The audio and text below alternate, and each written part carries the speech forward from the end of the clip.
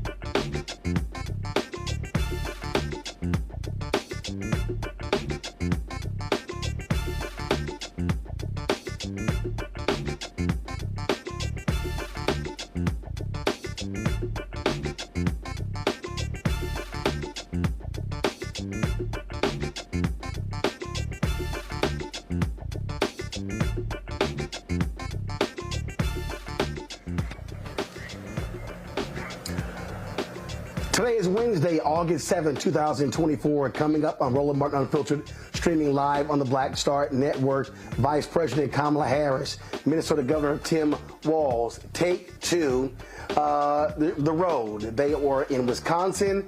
In about 30 minutes, they'll be live in Detroit, Michigan. Y'all, 50,000 people RSVP'd for the event in Detroit. They had to move it to an airport hangar to accommodate everyone. We'll break down what is happening in this particular race. Republicans are mystified. They are attacking Governor Tim Walz for his military service. They also are attacking him. Y'all gonna love this. They're attacking him for his leadership after the murder of George Floyd. ABC News has dropped some audio of Donald Trump praising him in real time. Y'all, we're going to break it all down for you. It's time to bring the funk on Roland Martin Unfiltered on the Black Star Network. Let's go. He's got it. Whatever the miss, he's on it.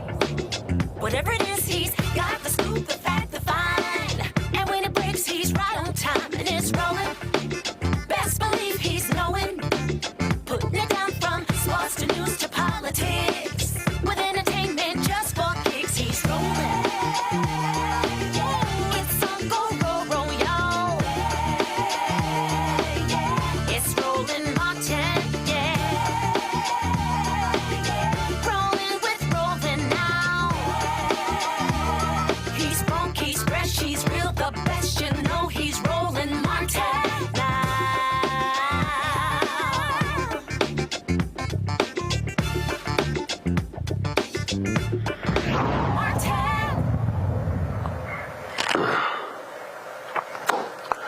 Folks, a massive turnout in Eau Claire, Wisconsin early this afternoon for Vice President Kamala Harris and her new VP pick, Minnesota Governor Tim Walz. Thousands of people gathered there in Wisconsin, some literally walking and parking 2.5 miles away just to get to this location. Look at those lines. Now, some of you may say, well, Wisconsin, here's why this matters. Wisconsin borders Minnesota.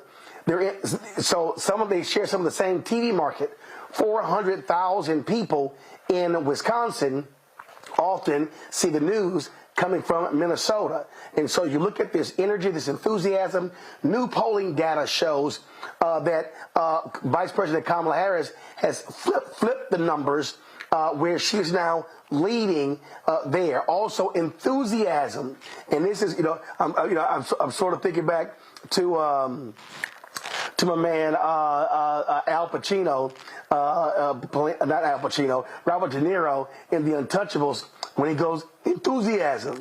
Well, guess what? The Democrats are closing the enthusiasm gap there in Wisconsin.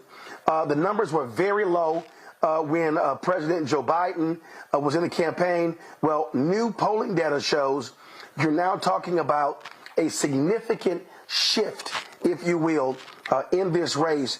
The Democrats have closed it to almost 62%. So they still lag slightly behind Republicans.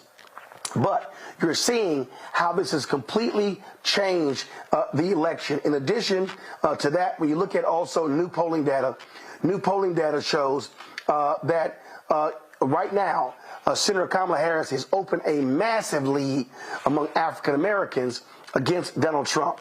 Right here, 80-16. 80-16. That is a 64-point lead, which of course is dramatically different. We had Vote Black PAC on. We had a new voter project, but what we're now seeing is that black folks moving aggressively towards Vice President Kamala Harris, as opposed to Donald Trump. And even in this particular poll here, they overestimate a lot of that black support. And so what you're seeing is that says 16% in many other polls. It's really topping out at about 14%. I want to bring in my panel right now, folks.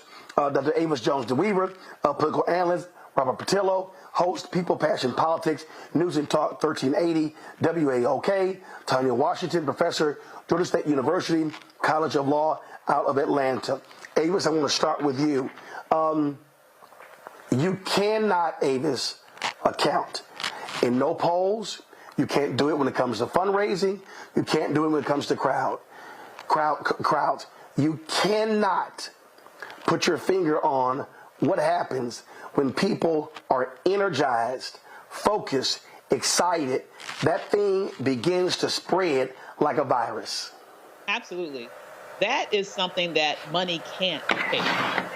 And it is critical in terms of what wins election. Prior to this switch in terms of the candidacy, as you just noted, enthusiasm among the Democratic Party was really quite low. And we saw a great deal of enthusiasm on the other side. Now we are seeing just amazing amounts of enthusiasm with this ticket. I would not be surprised if this is a ticket that expands the map. I would not be surprised if this is a ticket that at the end of the day actually overperforms what Obama was able to do. And as I was looking at that data that you just showed on the screen there, another noticeable data point is that Vice President Harris was also leading among women writ large, not just black women, women overall. Which is huge given what we have known in the past with regards to the voting behavior of white women. So I will say that this is going to be a groundbreaking election, and she's going to energize black voters. She's going to energize young voters. And I believe she's going to energize women all across the racial dynamic. Robert, you see this photo here, white dudes for Kamala Harris. They were, of course, that was a photo coming out of Wisconsin today. So much attention, obviously, is focused on turnout in Milwaukee, but white turnout in Wisconsin is crucial. It's a very white state, and that was one of the things that I said was going to matter when it comes to who her pick was. How do they hold on to the white coalition that President Joe Biden had and that he had in 2020, and he still was holding on to a week after the June 27th debate? You're absolutely correct. And I think this is why the coalition effort on the Democratic side is so important. Because if you look at the Trump side of the aisle, it really is just Donald Trump and a bunch of vagabonds. You know, you have Hulk Hogan, Amber Rose, Dana White, kind of this cadre of sycophants that are campaigning for Trump. But he can't lean on the traditional Republican base. The Romneys aren't campaigning for Trump. The McCains aren't campaigning for Trump. The Bushes aren't campaigning for Trump. Governors, senators around the country are running away from Trump as fast as possible. But on the Democratic side of the aisle, not only do you have Vice President Harris to solidify her base, now you have Governor Tim Walz, who is everybody's gym coach. Everyone had a Tim Walz in their life at some point in time. Mine with my 6th grade social studies teacher, Mr. Weeks, who told me I could do it back when no one else was saying that I could. Everyone has had a teacher like Tim Walz in their life. You add to that the fact that you will have the Clintons campaigning for Kamala Harris. You have the Obamas who will be campaigning for Kamala Harris. You'll have Joe Biden still campaigning for Kamala Harris across the Rust Belt. So in places like Scranton, in places like the Upper Peninsula of Michigan, in places where he's still strong, he still has a voice in those areas. You have Chuck Schumer, you have James Clyburn, you have Nancy Pelosi. You have a coalition effort on the Democratic side of the aisle that you just can't match on the Republican side of the aisle because they have very much exiled anybody who's not a dyed-in-the-wool Trump Republican and called them a rhino. We're now seeing more Republicans nationwide coming out to support Kamala Harris and Tim Walz in their campaign. Gen Z is now motivated, even though Trump did a live stream with a YouTuber, TikToker, kick streamer, whatever it may be. We're seeing the Gen Z is now energized around the Harris Walz ticket, and I think it's going to be something we see over the next several weeks where that intensity builds up, where the cultural zeitgeist moves to this place. We're starting to see that Philly rally yesterday felt like an Obama 2008 rally. And that's hard to replicate in American politics. And when you break that barrier, it's hard to go back from there. Kamala Harris still clearly has what George H.W. Bush called the big mo. And now with the convention coming up in several weeks and many other big touchstone moments, she has an opportunity to put this race away with continued strong performances.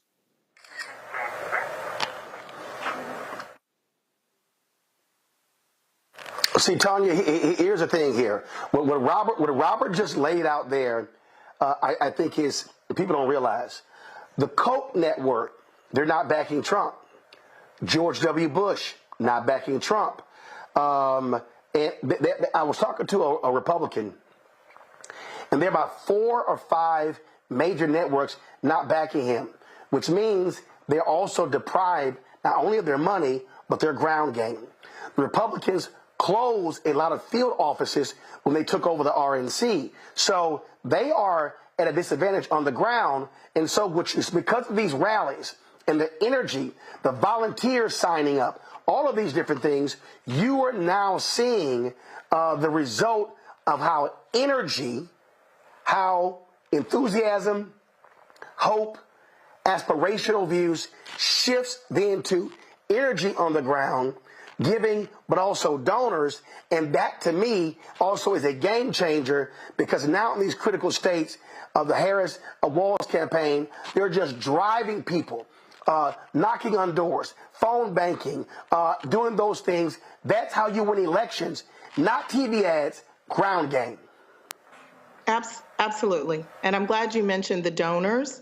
Since the announcement of her VP pick, they've raised over $20 million. Not only are major kind of would-be surrogates for Donald Trump not stumping for him, he's also coming to places like Georgia. He came to Georgia State last weekend and insulting a very popular governor in Georgia, which means that people who voted for Governor Kemp and voted for Biden are going to be reminded that they can do both. They can support the governor who Trump maligned repeatedly throughout his rant, and they can support the Democratic candidate. Not only do we have white dudes for Tanya, Republicans for Kamala, and that's an important demographic.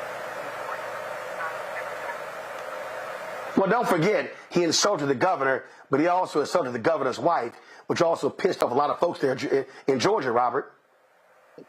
Absolutely, and I know people who were at the rally. You know, Shelley was at the rally, who you had on last week, and many other people. And the feeling inside of the auditorium was almost that of a funeral. It wasn't the 2016 exuberant Trump rally. This was very much an old man talking about all his grievances before a crowd in a half-empty stadium. And it's one of those things where when you look at President Trump, he has not evolved at all since 2015, 2016. It's still just him ranting about his grievances, and it very much has that feeling of an old rock and roll group on their farewell tour, as opposed to a vision for the future of America. And even when you see J.D. Vance today on the tarmac at in Wisconsin, trying to chase down Kamala Harris to create a media moment, it shows how starved for attention they are on that side of the aisle. It shows you that they are in a place where, well, they haven't had positions, they haven't had policies that the American people connected to, and now they're in a place of trying to catch up with something like 70 days left until early voting starts. And I think that what we're going to see going forward is the consolidation of the Democratic Party and an increasingly desperate Republican Party. Because remember, Donald Trump is not running to win this election. He is running for his very life. If Donald Trump does not win in November, he will die in a jail cell, and he knows that. That the only thing between him and having the rest of his life spent in prison somewhere in the United States of America is winning this election. So we're going to see a more desperate campaign. We're going to see more personal attacks. We're going to see a campaign that understands that this is their last shot, not just to win this election, but to maintain his freedom. And when you're dealing with a candidate like that, you have to have a campaign that is disciplined, that is on message, that is motivating, and that is inspiring Americans. Trump is running on a campaign of fear. The Harris-Walz ticket is running on a campaign of hope. And for anybody who had a question about why Tim Walz was selected to be vice president, just look at him in the background while Kamala was speaking. Everyone needs a hype man like that. He is the white Flavor Flav right now. He is out there giving the energy. He's giving old granddad energy that everybody wants and everybody feels and everyone needs.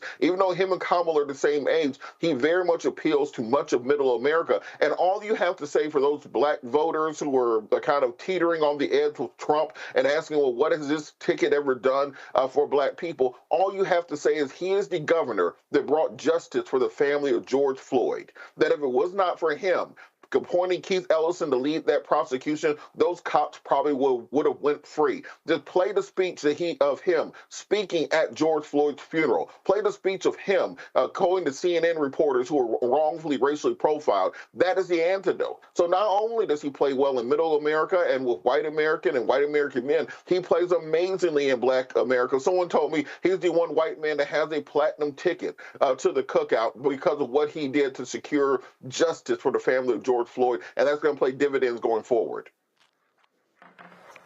So here's what is very interesting here when you look at, and this is why I say, Avis, when I know your campaign is desperate.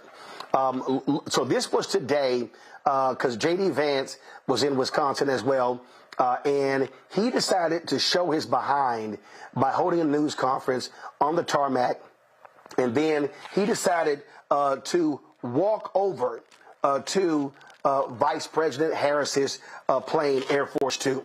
So you see this little goofy fool right there in the middle.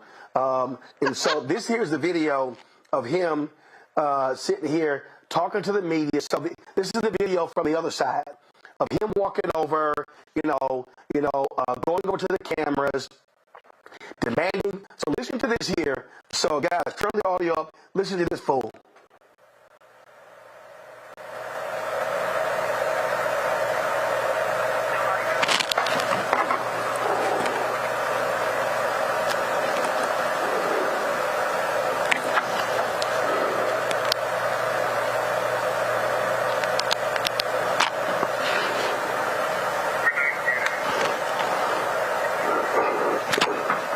All right, folks.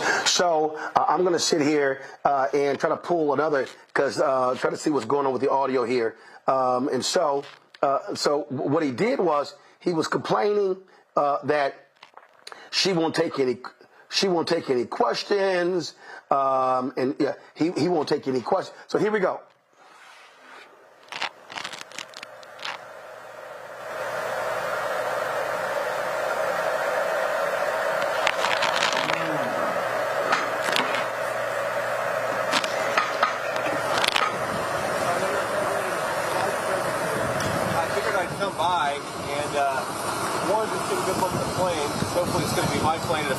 But I also thought you guys might get lonely because the vice president doesn't answer questions from reporters and hasn't for 17 days.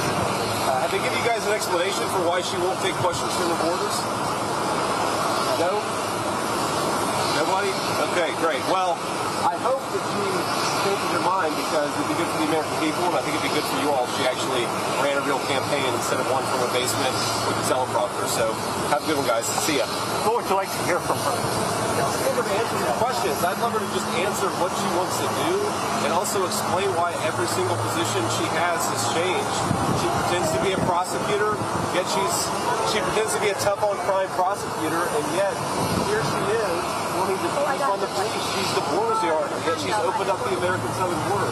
This is a person who has to answer the questions from the media, and it's disgraceful that she runs for you guys. It's also insulting to the American people. But anyway, we're going to go do our event. I appreciate you guys being here. I wish she paid you some more attention. See ya.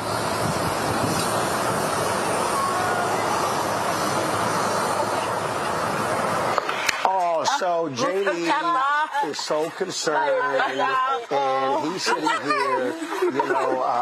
I wish y'all. Well, I wish you would pay you more attention.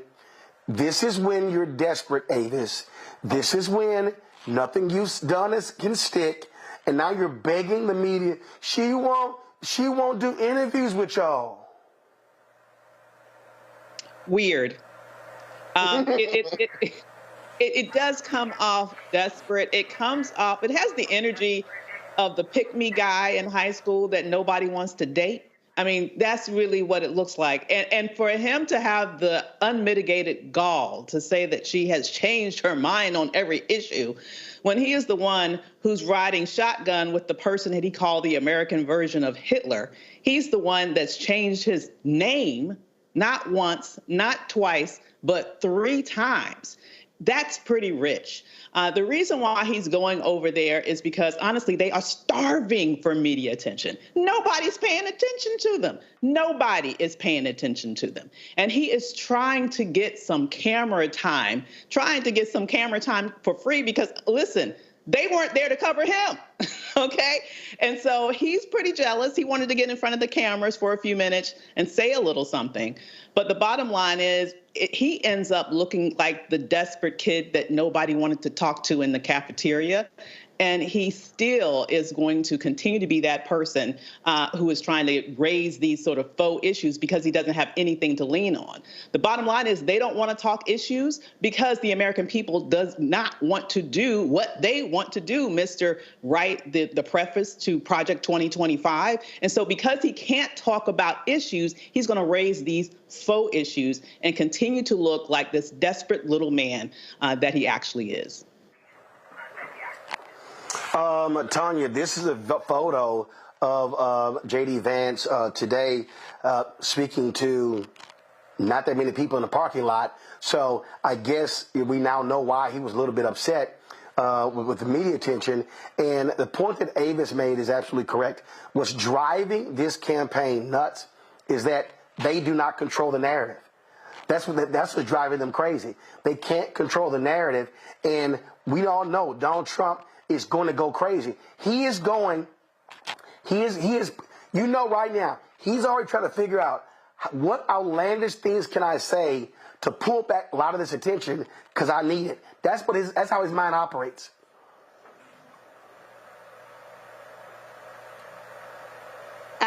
Tanya, you're on mute. I hope that it there you go. I hope it drives him to the debate stage.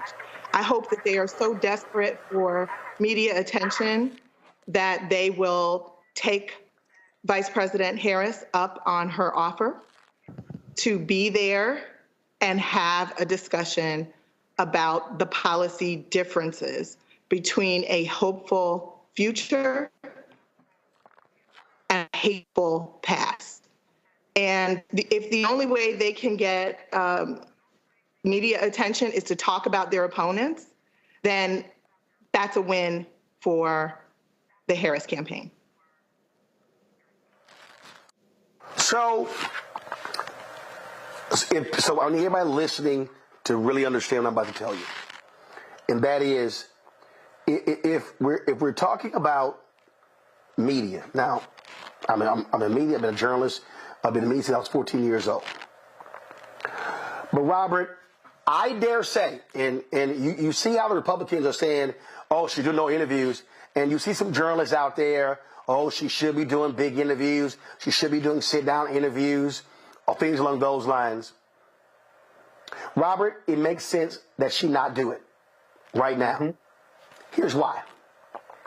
If I'm Vice President Kamala Harris, look, come Sunday, it's been 3 weeks since Joe Biden announced he's not running. They have been running a flawless campaign. You are focused on building your infrastructure. You're focused on raising additional money. You're focused on getting your VP out there. So if I'm her, I can do interviews later. From a political standpoint, mm-hmm. it is from a political standpoint, it is smart strategy to do what they're doing because poll numbers are showing, fundraising numbers are showing, volunteer numbers are showing the strategy is working. You don't change it because J.D. Vance is whining like a little punk. Well, not just that. When Trump sat down with the NABJ, he brought his own damn moderator. Mm-hmm. What do you mean she hasn't sat down for any interviews? He had to walk in there of his own AstroTurf DEI black woman, Harris Faulkner, because he was afraid that the mean black ladies were going to ask him tough questions, so he had to bring his own person.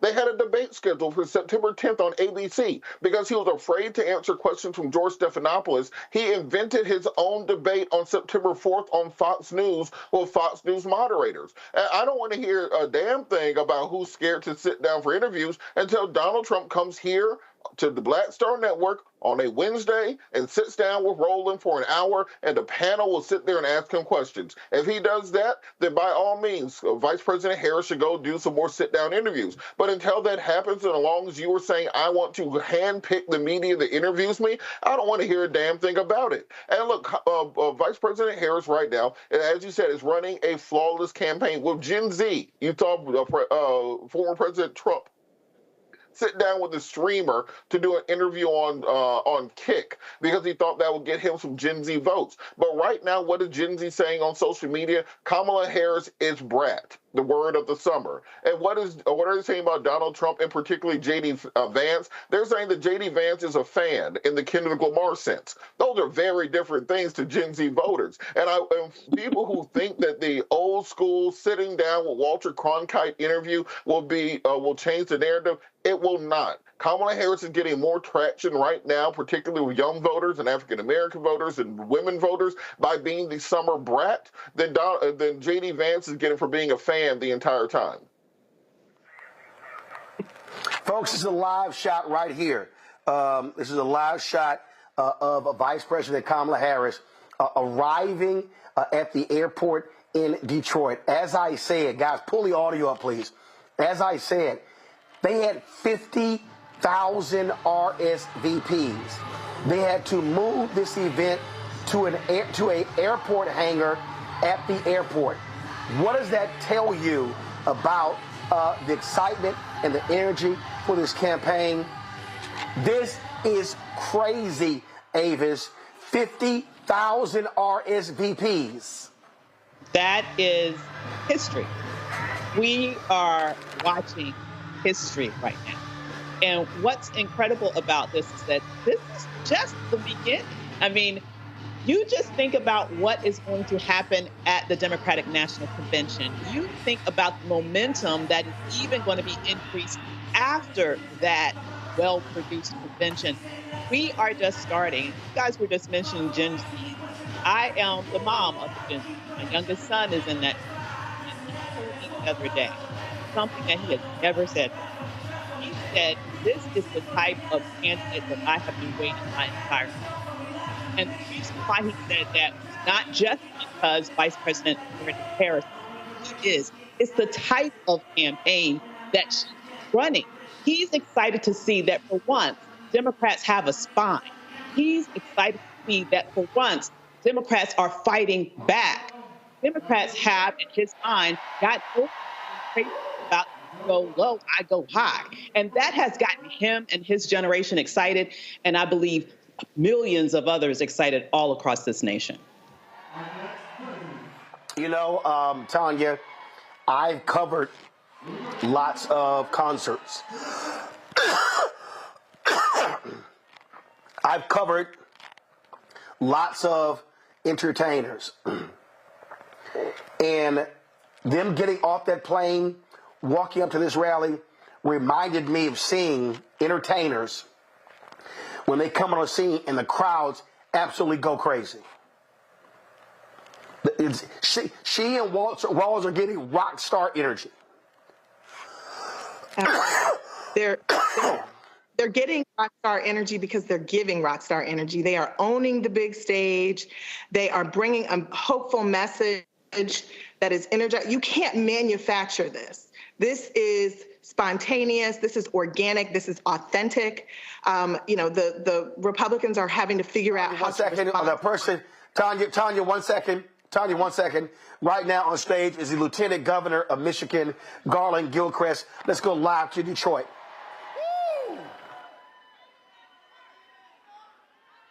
Y'all ever seen somebody get off a plane like that before? That's because we got a history maker in Kamala Harris, don't we? We are so proud to have her back here in the state of Michigan, and we're gonna chant for her like we never chanted before. Show me what democracy looks like. Y'all look like people who are voting for the future. A future that is as big and loud and diverse and powerful as this crowd. A future where everyone has access to a dream of health and wealth and opportunity, and that nobody is left out or left behind. You see, that is a future that is free, y'all. Free from not being small-minded. Free from the clutch of racism and xenophobia. This is a freedom and a future that we must fight for every day, and that fight starts right here in Michigan. But the thing I love about that future is it is a future that we can make happen. We own the process of democracy that delivers that future, and we will reject everyone who stands in our way of that victory. This is about love, not hatred. This is about inclusion, not exclusion. This is about generosity, not selfishness. And look, that's the biggest difference between us and those who oppose us. Y'all can't even imagine how small-minded Donald Trump is. Like it's smaller than you think. His running mate, J.D. Vance, is too afraid of the future to have you be a part of it. But not us. We do not fear our future, we welcome it. And you know who else doesn't fear our future? My President, Kamala Harris.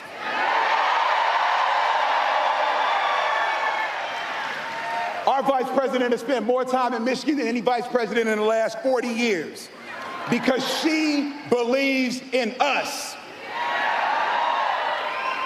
And I've been proud to stand tall with her almost every single time she done set foot in the state of Michigan.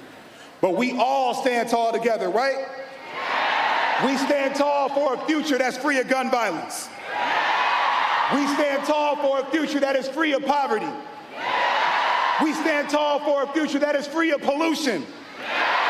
We stand tall for a future that is free of any limitations. You see, her fight for abortion rights, that's our fight. Her fight against climate change is our fight. Her fight for voting rights is our fight. And like she says, when we fight, when we fight.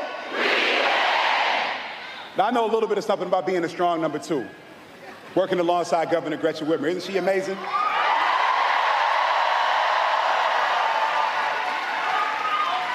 The best governor in America, ain't that right?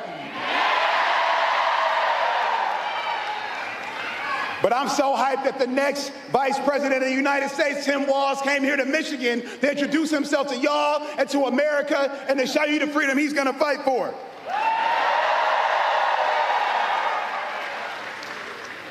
We have the chance of a lifetime right here and right now. The question is not whether this is our moment. The question is whether we will step up to meet this moment. And there is one thing that I know in my heart, that we will meet this moment. For the men who are hungry for a prosperous future, we will meet this moment. For the women hoping for equal rights and equitable opportunity, we will meet this moment. For the young Michiganders who will invent the future when we invest in their right now, we will meet this moment.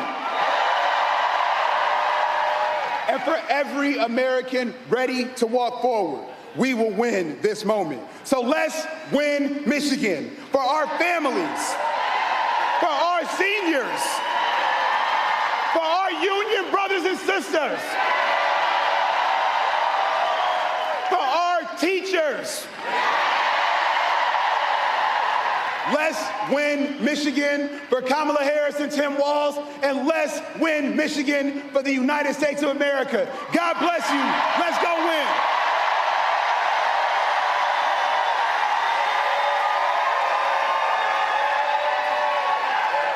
Please welcome UAW President Shawn Fain.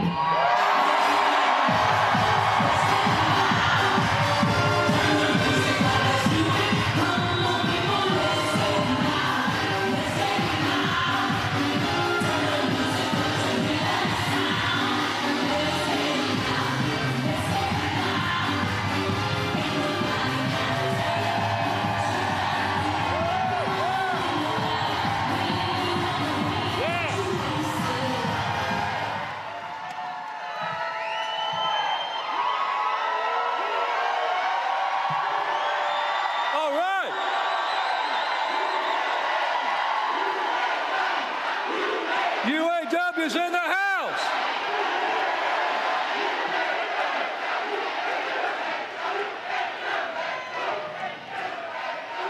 Hello, Michigan. This is how we do it in Michigan, home of the big house. We go big or we go home. On behalf of the 1 million active and retired UAW members, I'm honored to welcome to Michigan the next President of the United States, Kamala Harris.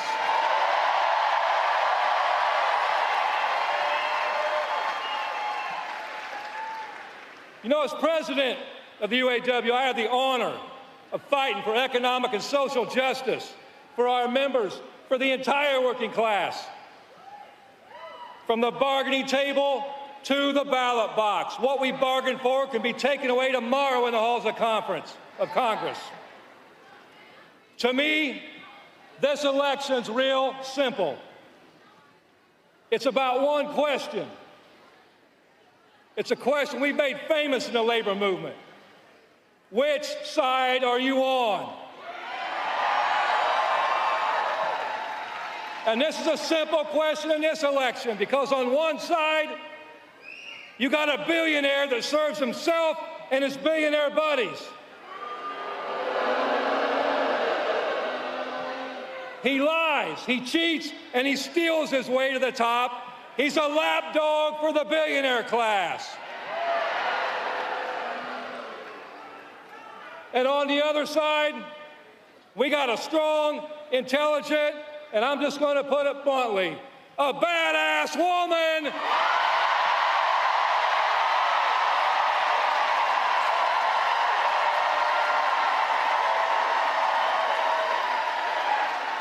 And I got to finish that sentence. A badass woman who stood on the picket line with striking workers. A leader who opposed free trade deals that have devastated the working class in this country, devastated our communities. A leader who takes on corporate greed and wins. Kamala Harris is a champion for the working class, and like all great leaders, Kamala Harris knows it's not all about her. It's about the people.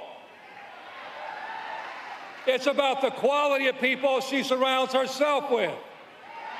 And you know, yesterday, Kamala Harris showed great leadership when she chose Tim Walz as her running mate.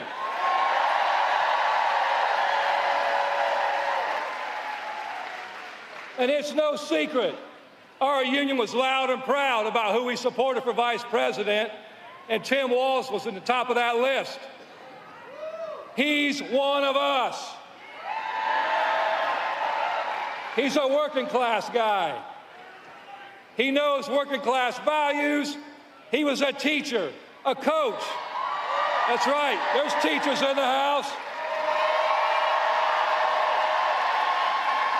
Another group of people who've been left behind. He's a teacher, he's a coach, he's a governor, but best of all, he's a proud union member. And he always puts the working class first. With the Harris-Walz ticket, we have what I call the dynamic duo for democracy.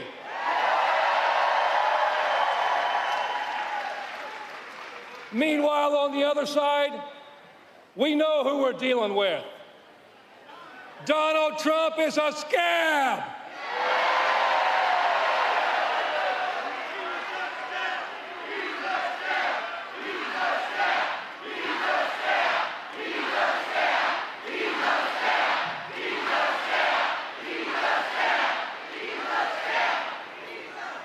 And his sidekick isn't any better. J.D. Vance is a vulture.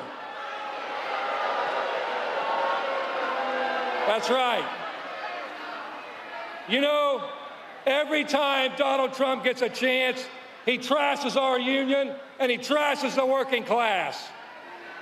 He comes to Michigan. He talks about he's going to bring back the auto industry. Let me tell you something. Donald Trump doesn't know shit about the auto industry.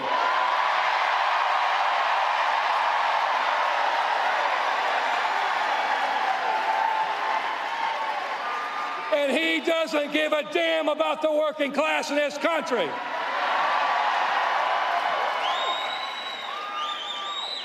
And we got proof of that. You know, once upon a time, he was president of this country.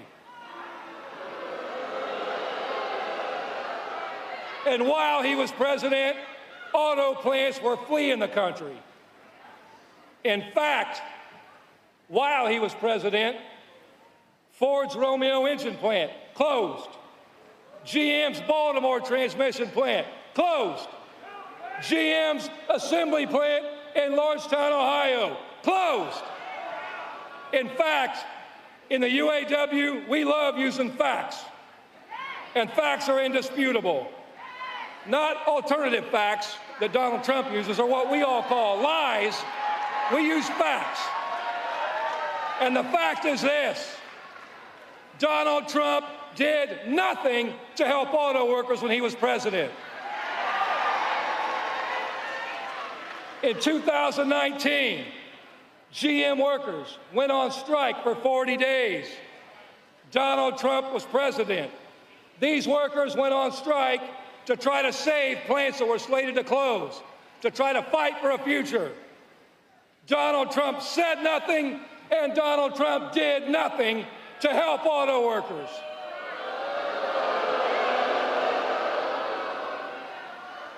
You want to know where Kamala Harris was in 2019? She was on the picket line with striking workers.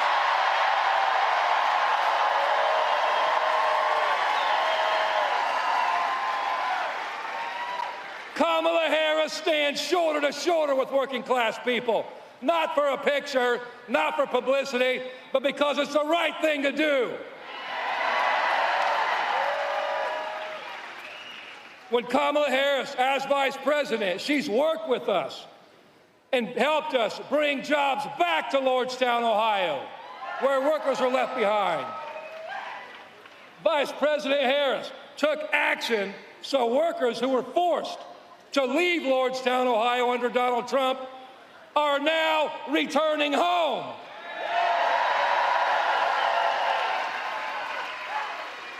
She and President Biden worked with us to save a plant in Belvedere, Illinois that was slated to close. That's the difference. Donald Trump is all talk, and talk is cheap. Kamala Harris walks the walk. She does the work, and when help was needed, she showed up. So now it's our turn. It's our turn to stand up, to speak up, and to show up for Vice President Harris.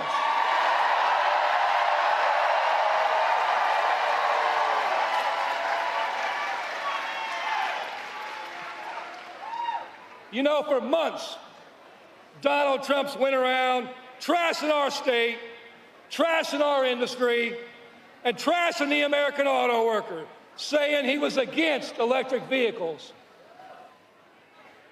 And then something happened. We saw a transformation in Trump. Now, don't get me wrong, it wasn't a good transformation. And don't worry, Donald Trump's always going to be a scab. But we saw Elon Musk announce that he's going to give Donald Trump $45 million a month.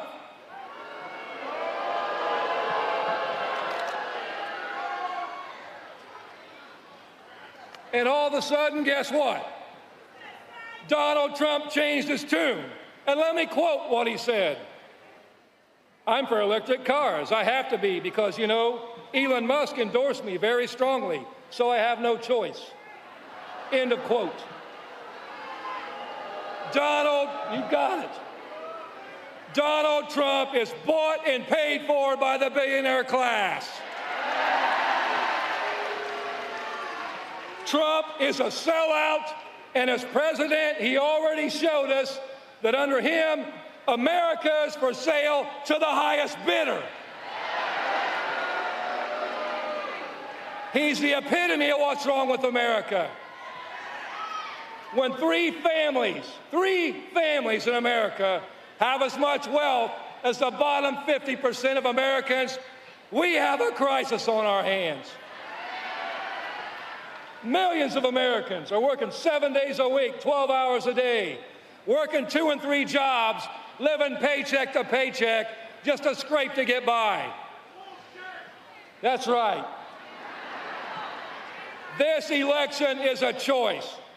It's a choice between the working class having a shot at a better future or going backwards as millions of people get left behind.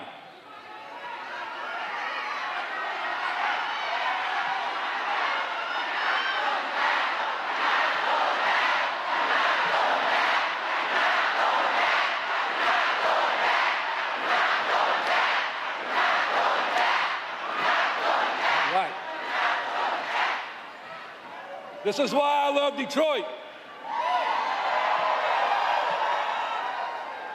We're in a fight for what we call the 4 core issues. And that's what this election's about. Living wages, not minimum wages, living wages, so one job you can live.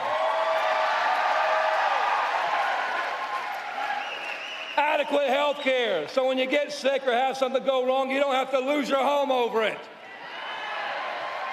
Retirement security. You know, 60% of Americans have no retirement savings.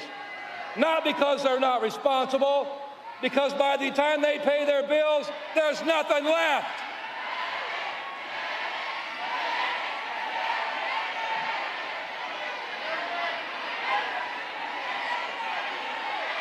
Okay, we need a medic over here. You got it? Okay, you got it.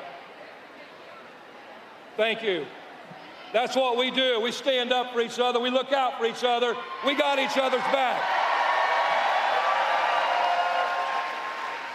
You know, and the 4th thing we stand for, it's about getting our time back and taking our lives back. So we don't spend our lives working 12 hours a day. We can actually spend time with our families. So let's be clear. This is a fight against corporate greed.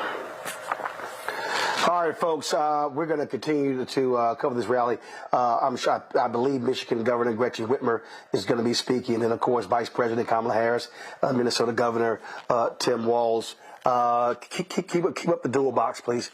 I want to monitor the rally. I want to go back to my panel here. The thing that I think is important here, we talked about this here before we went to the break, 50,000 people who RSVP. When you talk about that level of energy, and my God, Robert, was that a rock star entrance? Them coming up. You heard the Lieutenant Governor reference that entrance. I actually sent him a text, and so I'm going to pull a video when they were stepping off the plane. But man, you know, again, here's the thing that's important, and I need people who are watching and listening to understand. Michael Deaver was the guru for Ronald Reagan.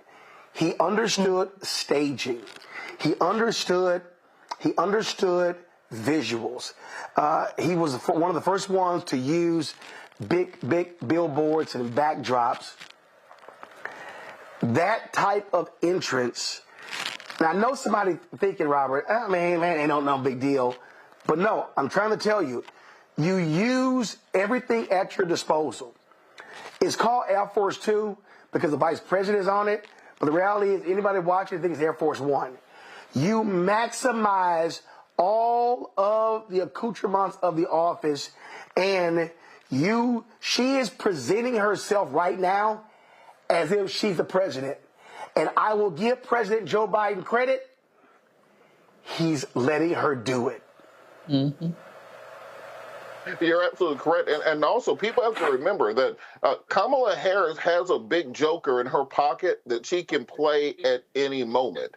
And don't just monitor for this. If we get to the beginning of October and the race is still a 1 or 2 point race and it looks like there's a chance of losing, you have the big joker where Joe Biden can step down and we can inaugurate Kamala Harris as the first black female president of the United States of America, and then dare America to overturn that a month later, where you can give her the Oval Office, you can give her the Resolute desk, you can move her from Air Force 2 to Air Force 1.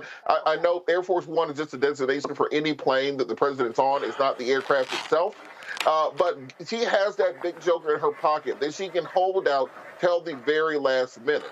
And when you're looking at the energy, we're looking at Obama 2008 energy, something the Democratic Party was not able to manufacture for Hillary Clinton in 2016, was not able to manufacture for Joe Biden in 2020. This is something that is rare in American politics, and it's even more rare for Democrats. This is 08 Obama, 92 Clinton, 84 Jesse Jackson type of energy that we're seeing coming out of this. And this is what has the Republican Party so afraid. It's been 3 weeks and they have no idea how to attack Kamala Harris.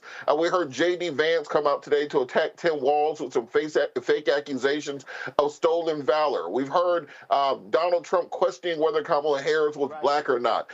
We have all these things and they're reaching for straws, but none of them are working. So a couple of things. One, she's Vice President Kamala Harris, so we're going to always give her respect for her title. We're going to do that. On this show, we're going to refer to her as Vice President Kamala Harris or Vice President Harris. So, but let me do this here. You made a point about this. They're trying to attack Governor Walz, stolen valor. It's all BS.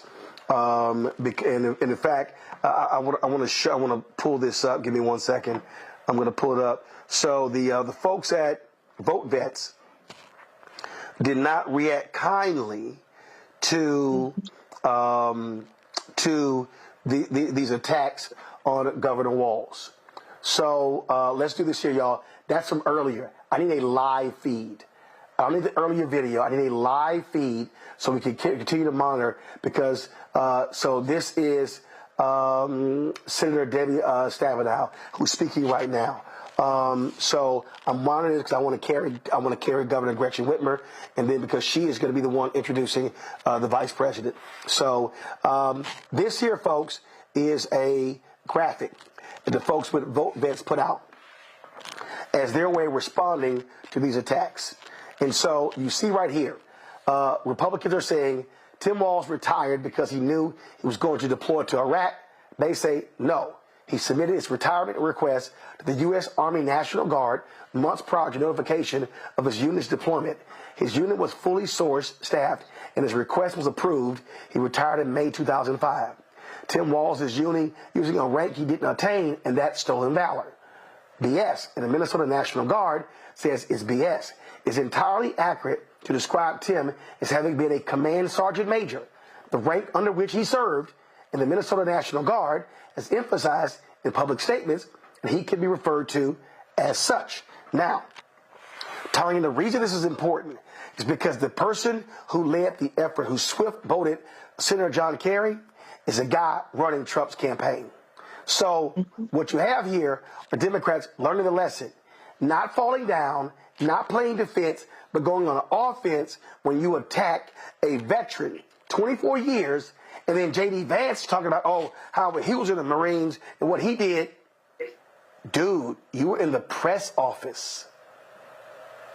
Stop acting like you were on the front lines. Tanya, go ahead. Yeah. And former President Trump had bone spurs and used that as a justification for not serving his country. And so instead of focusing on the policy issues and the record of the people who are running, they are, using an old playbook, right, and resorting to personal attacks. That's to be expected. And I love that the Democrats are calling bullshit. So one of the other issues, Avis, is that they are attacking Governor Walz on his handling of the protests in the aftermath of the murder of George Floyd.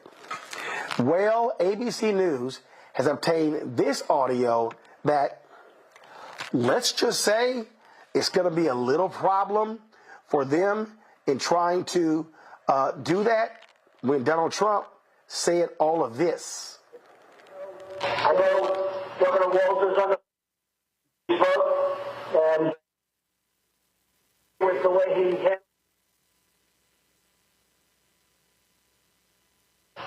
2 days, 3 days later, I spoke to the governor. The governor's, I think on the call, he's an excellent guy. You've got a big National Guard out there that's ready to come in and fight like hell. I tell you, the best, what they did in Minneapolis was incredible. They went in and dominated. And it happened immediately. Tim is on the phone now, Tim Walz. And again, I was very happy with the last couple of days, Tim. You called up big numbers, and the big numbers knocked them out so fast it was like bowling pins. Our city is grieving and in pain. And I would just say, as far as the potential, the peaceful protesters are expressing an outrage that is real. They witnessed 8 minutes of a man dying in front of them. At that point in time, I did something unprecedented. I mobilized the entire Minnesota National Guard, and that's what the president was alluding to with the size of the force was capable. But I think, again, Mr. President, you asked on explaining this, I would just say it's going to be very difficult. There are bad actors in this, but there is such a legitimate anger. Our real dilemma here is the transition back is to the catalyst that sparked this across the country, and that was what happened with the Minneapolis Police Department. So we did a lot of this, what you saw yesterday, was engaging civic leaders and the peaceful protests. And I would just close with, I think the guidance is you've got to get a handle on it with that force. That is absolutely correct.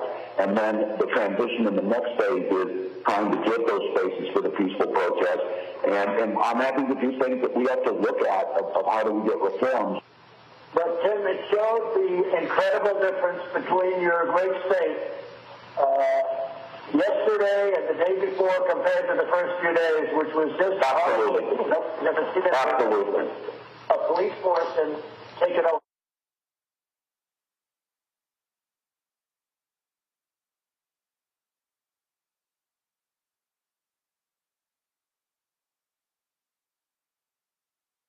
It's kind of hard, Avis, to say that wasn't me. Oh, my God. Well, yes, once again, it's showing that, surprise, surprise, the Trump campaign is lying.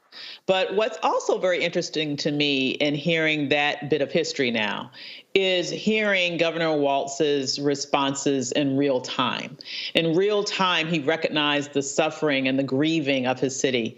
In real time, he recognized that millions of people across the country, including those in his state, watched a man being suffocated to death for 8 minutes. In real time, he talked about the right of people to peacefully protest and him meeting with individuals and leaders in his community. So we can know from that tape in real time what type of leader, not only that he is in a moment of crisis, but what type of man he is, and really speaking the truth about injustice in the moment, instead of just trying to grandstand in a way that we saw not only President Trump doing in that specific instance, but honestly, that's all he does. He wants to be a spectacle. He's not about leadership or providing solutions. And that's just another reason why you have the right man on the ticket with the right woman at the top of the ticket at the right time in order to change this nation right now. I'm just getting a kick out of what's going on here, Robert. They're flailing. And so what's happening is they're trying everything at once. And it's DEI, she's a DEI hire. She knows what the hell she's doing. And they're attacking him. I mean, they literally don't know what the hell to do. Well, Roland, my favorite thing of the day is on this attack on stolen valor, because, I come from a military family, grew up in Columbus, Georgia, right there at Fort Benning. About 105-ish years ago, or about 115 years ago now, there was a guy from Germany named Friedrich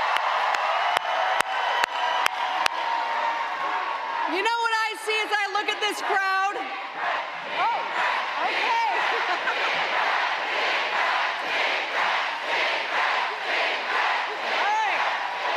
All right, you know what I see as I look at this crowd? Happy warriors for Harrison Walz, right? Now guess what? I woke up in Big Gretch mode this morning. Because I am fired up to elect Kamala Harris our president.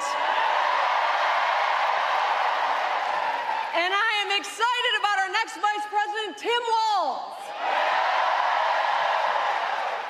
Now, I don't know if you all saw, but in Atlanta, they really showed up for the Vice President last week. So you know what we got to do, right? We got to be better. We got to be louder. We got to show them how we do things in Motown, right? So, Michigan, are we fired up? Are we ready to win this thing? Now, I want to spend a moment to talk about what we're fighting for, and I want to remind us all what we are up against. In this election, we have two very different candidates. One is a prosecutor, the other is a convicted felon.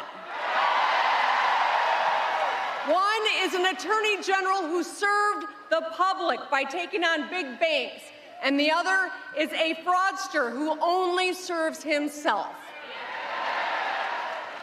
One, a vice president who believes in reproductive freedom, or the guy who stacked the court with the people who ripped away Roe. We're not going back, right? Say it with me, we're not going back.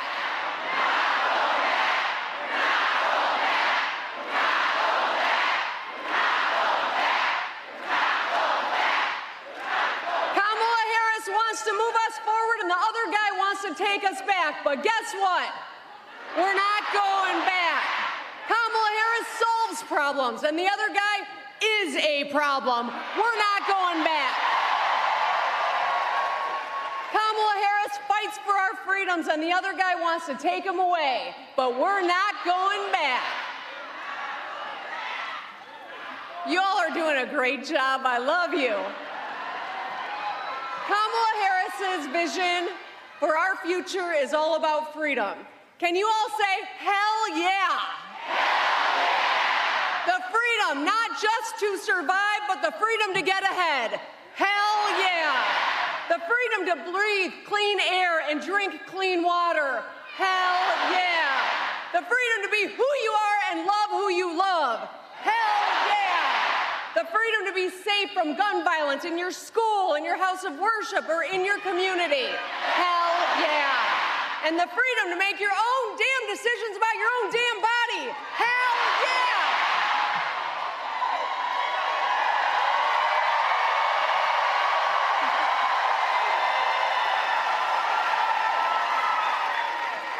So, this is why Kamala Harris got the endorsement of the United Auto Workers. Can I hear from you? Because we know that Kamala Harris is going to fight for the middle class. As president, she's going to focus on getting things done that make a real difference in our lives right now. She understands what the average person is going through because, guess what? She lived a normal life. She was raised by a single mom who had a full-time job. She moved in with her sister to help her raise her children. She took care of her mom when she was battling cancer. And she is a proud stepmom with a beautiful blended family who call her Mamala. And I know a lot of us identify with some of those characteristics. All right, Mamala. All right, I like it.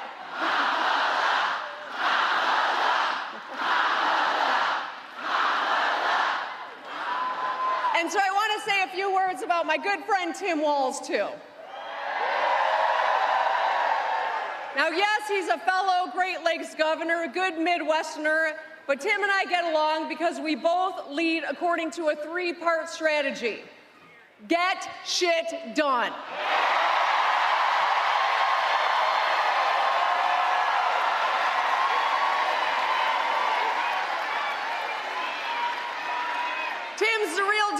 he's the only governor I know who curses more than I do. And I have a feeling that's about to change. He's a former public school teacher, a soldier. He's a former soldier and a state championship winning football coach. I mean, maybe he should help out the Vikings after we smoked them twice last year.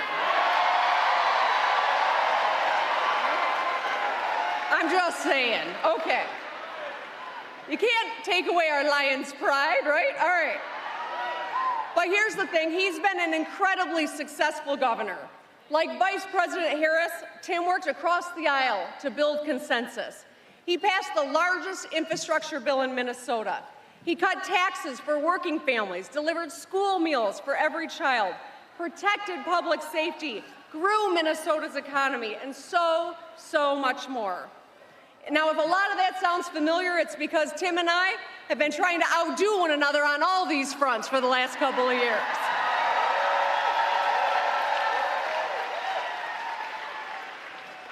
Here in Michigan, with partners like Detroit's own Joe Tate, the Speaker of the House, first Black Speaker of the House, we rolled back the retirement tax. We invested in our students and teachers. We passed common sense gun safety laws. We protected abortion rights, LGBTQ rights, and workers' rights. And we need partners in the White House who have our backs. And that's Kamala Harris and Tim Walz. Kamala Harris and Tim Walz will fight to help you not just get by, but to get ahead.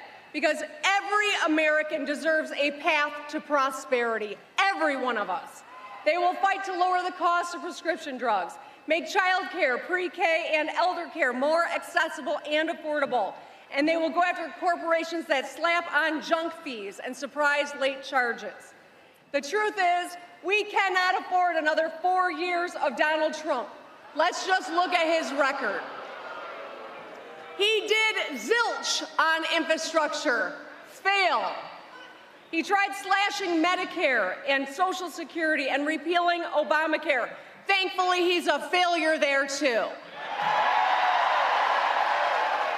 He destroyed tens of thousands of manufacturing jobs. He cut taxes for himself and his wealthy friends, and he instigated the January 6th riot. And of course, he bragged about Roe v. Wade falling.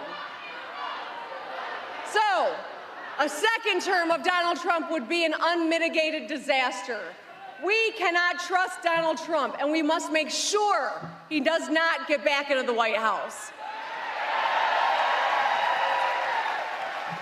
I mean, think about it. You wouldn't buy a used car from this guy. How can you expect him to support the auto industry? I think we need some medical attention over here.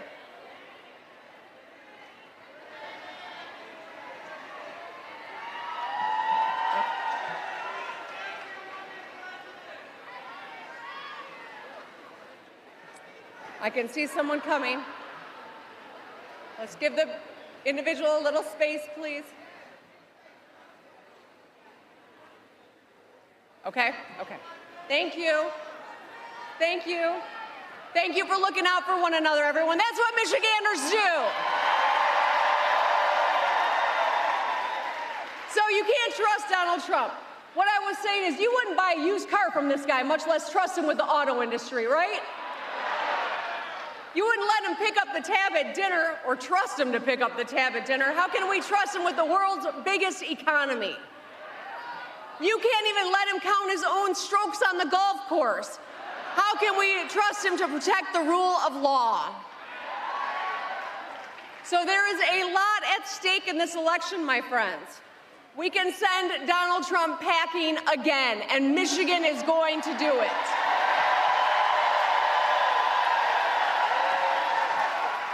So, we need you. We need you to knock doors, because if you knock doors, we win. We need you to make calls, because if you make calls, we win. We need you to donate $1 or $2. We can win. In fact, do everything short of biting the kneecaps. For the national press, that's a Detroit Lions thing. Anyway, when we, Michigan, elect Kamala Harris and Tim Walz, we can wake up on November 6th, the day after the election, and say for the first time, Madam President.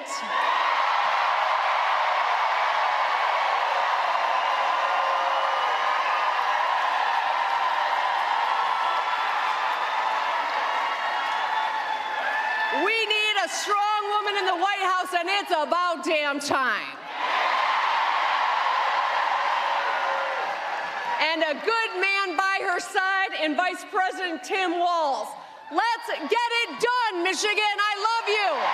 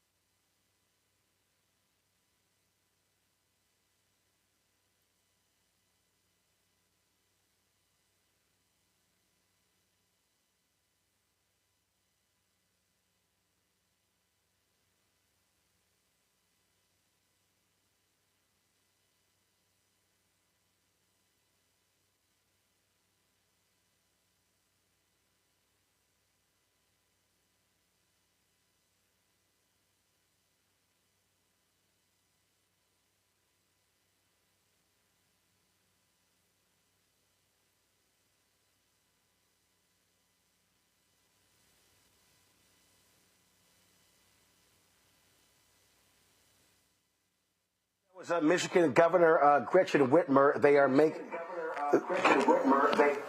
making the transition. So we always see that, you know, when the vice president's coming out, they always put the vice presidential seal on the podium there. So it's only there when she's getting ready to speak, as opposed to the other speakers. And so we were told the vice president will be coming out speaking around 7:15. Obviously, it's gone a little long. It's 7:27, and so that's what's going on right now. Let me quickly go to my panel before we actually bring them out.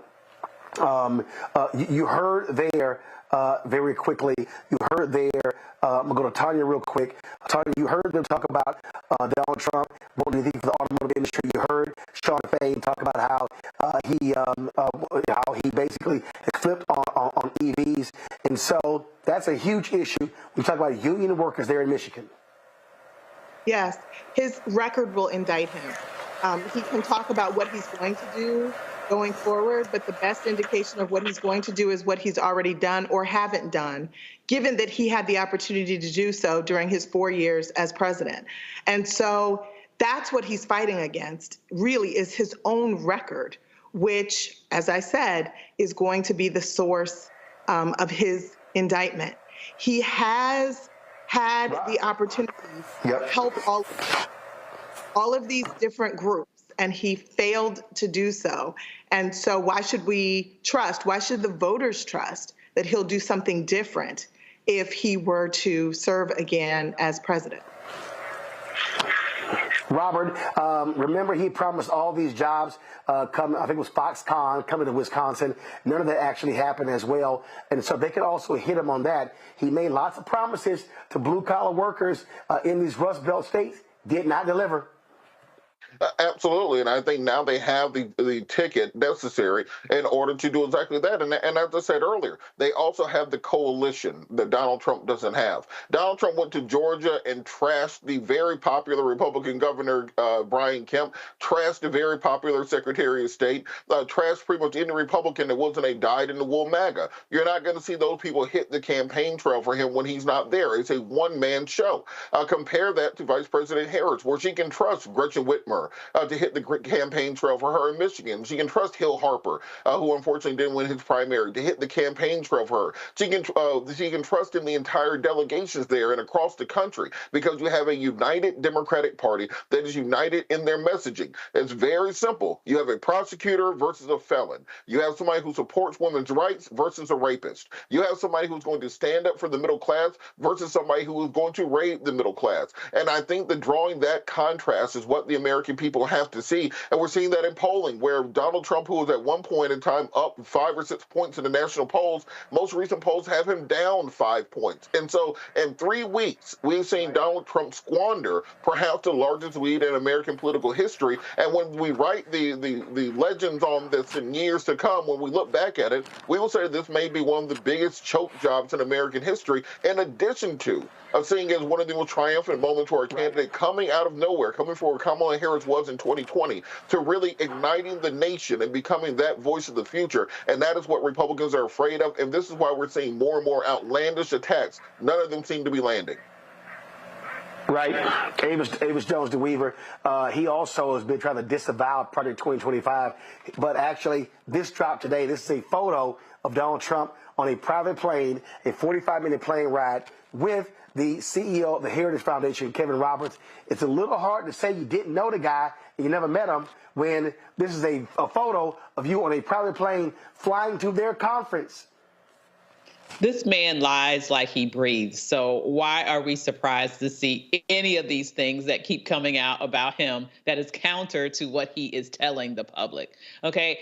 And as you mentioned before, the bottom line is this. He is running not to get in the White House. He is running to stay out of jail. So he will say anything. He will do anything. He will not pull any punches that he thinks that he can use for his benefit, including stacking up people who he believes will try to pull a switcheroony on us after the election. I mean, I'm not putting anything past this man. And so the importance of this election is huge, because it's about being not only winning, but winning by such a margin, winning by such a huge statement that it will be impossible for them to finagle their way into the White House by cheating. And the beautiful thing is that we are seeing in Kamala Harris, the vice president of this United States, the type of candidate that has energized the Democratic Party in a direction that we have not seen, honestly, as you mentioned here, in well over 10 years. And so this is a woman who was made for this moment. This is a moment that was made for her. And this is the candidate that is going to literally save democracy that is at stake if we were to once again go back to that tyrant in the White House. Folks, we are awaiting for Vice President Kamala Harris to speak in Michigan. Of University of Detroit Jesuit High School.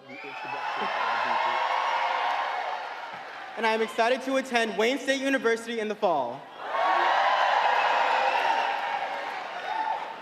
I am so excited and so honored to be here today to support Vice President Kamala Harris and Governor Tim Walz, who I'll be casting my vote for in my first ever presidential election this November. Medic, we need a medic. We need a medic over there.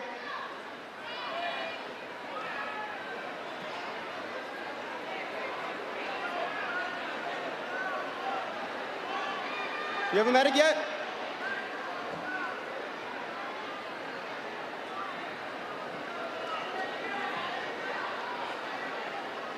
As a young black man in America, I don't often see people who look like me in positions of power. And now, finally being 18 years old and participating in this monumental event for the first time ever as a first-time voter is incredibly meaningful to me.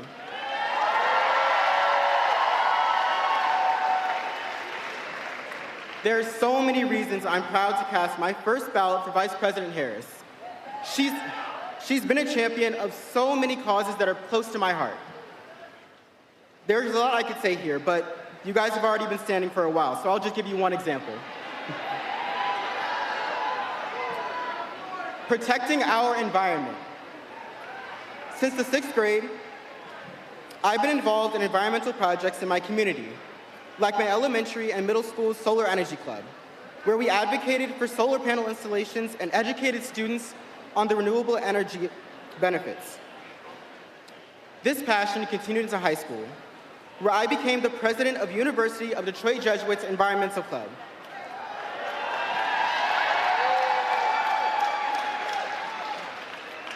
We built a mental health garden that benefits students and also acts as a safe haven for wildlife. Unlike Donald Trump, Vice President Kamala Harris has been a champion for environmental justice, including casting the tie-breaking vote to pass the Inflation Reduction Act, the largest bill to fight climate change in our nation's history.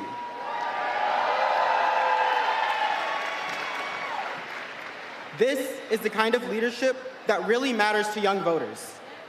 We care about the future of our planet because it's our future.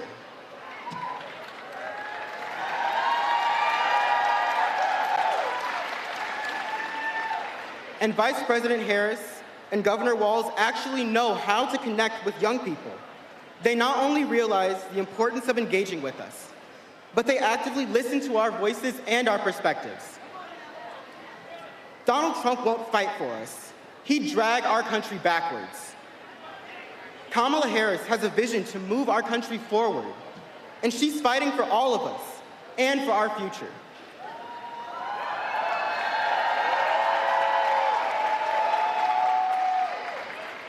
Me speaking to you all today as an 18-year-old Black, first-time voter from Detroit,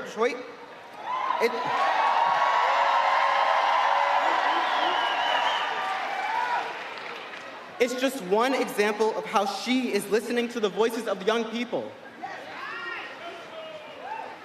On Tuesday, November 5th, we all have one job, and that is to vote Vice President Harris and Governor Walz into the White House.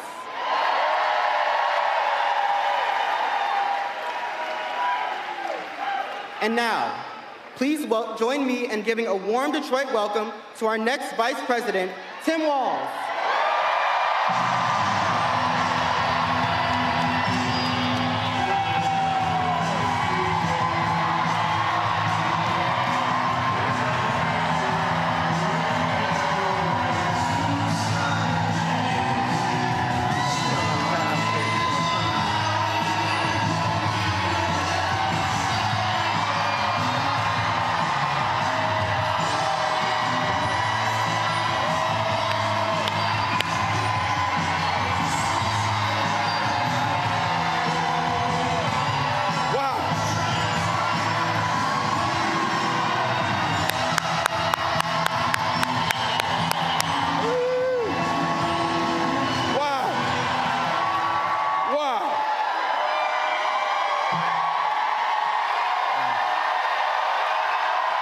Thank you.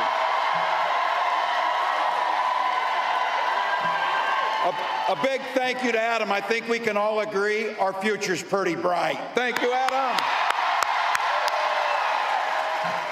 And hello, Michigan. You know, we Minnesotans, you've probably known this, we're a stoic people of few words. But holy hell, can you throw a party here in Michigan?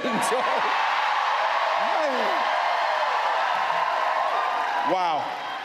I want to take a moment to acknowledge a few friends, folks that I've gotten to know, and let's be very clear. This is someone who I consider my dearest friend, and someone who taught all the other governors how to fix the damn roads, Governor Whitmer.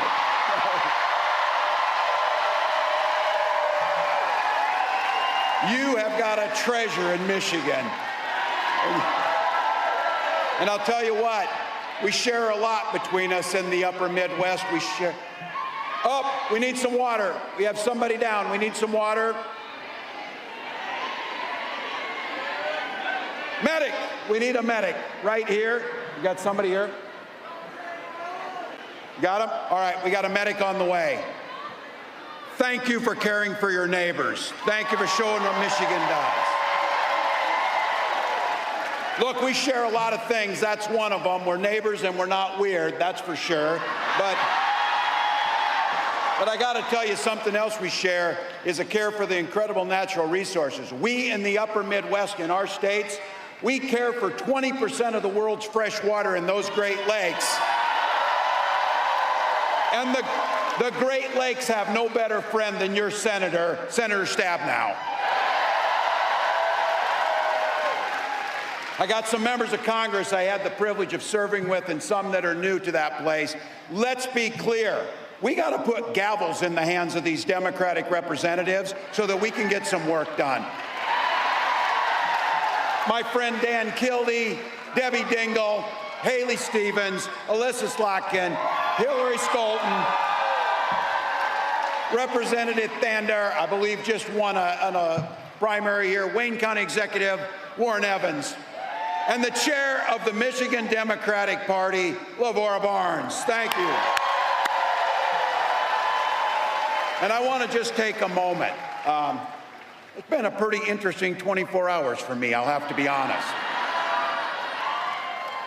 And I don't know how I could explain to you walking into that arena in Philly or that field out in Wisconsin or right here to what I have been told is the largest rally of the campaign.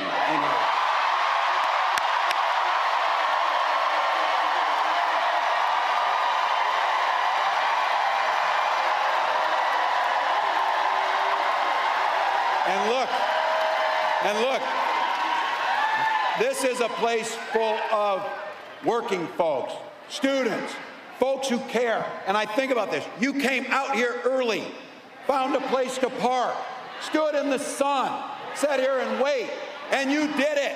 You did it for one simple and eloquent and beautiful reason. You love this country. You love this country.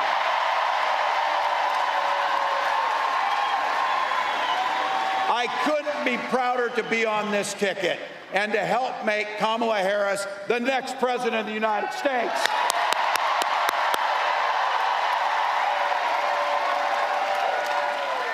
Every day of her life, Vice President Harris fights for the American people. She's taken on predators, fraudsters, and transnational gangs. You heard it. She stood up to powerful corporate interests, and she has never hesitated to reach across the aisle, try and find some common solutions. And she has done it, and this is what we know. All the things that make me mad about those other guys and all the things they do wrong, the one thing that I will not forgive them for is they try to steal the joy from this country. They try and steal the joy. But you know what? You know what? Our next president brings the joy. She emanates the joy.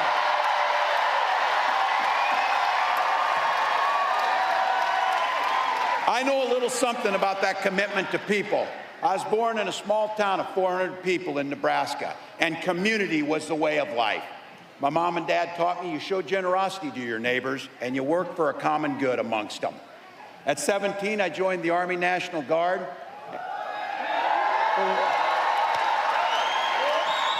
And for the next 24 years, it was a privilege to wear the uniform of this country. And just as it did for my dad, a Korean War era veteran, and millions of others, I used the GI Bill to get a college education. Followed a bit in my dad's footsteps. He was a teacher.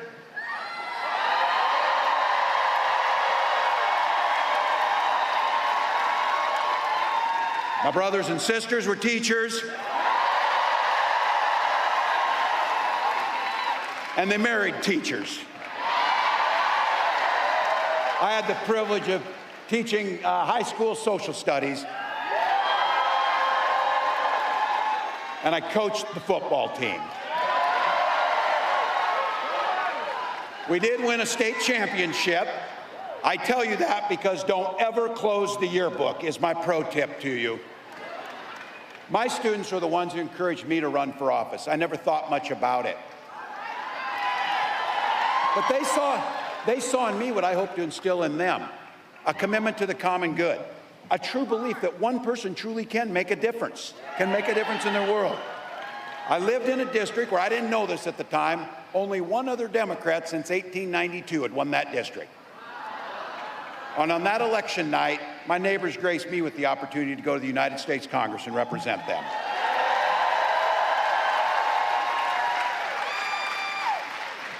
I learned how to compromise without compromising my values. I learned how to work across the aisle to get good things done for people. And now as governor of Minnesota, I bring those experiences together so we can tackle some of those hard problems, inequities, climate change, all of the things that we care about. Now, we got a lot of shared values in this room. By the way, is labor in the room?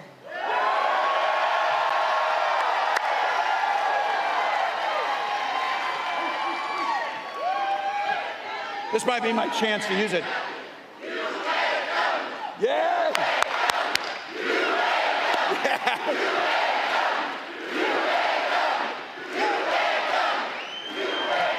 We know who built the middle class, but here's the deal.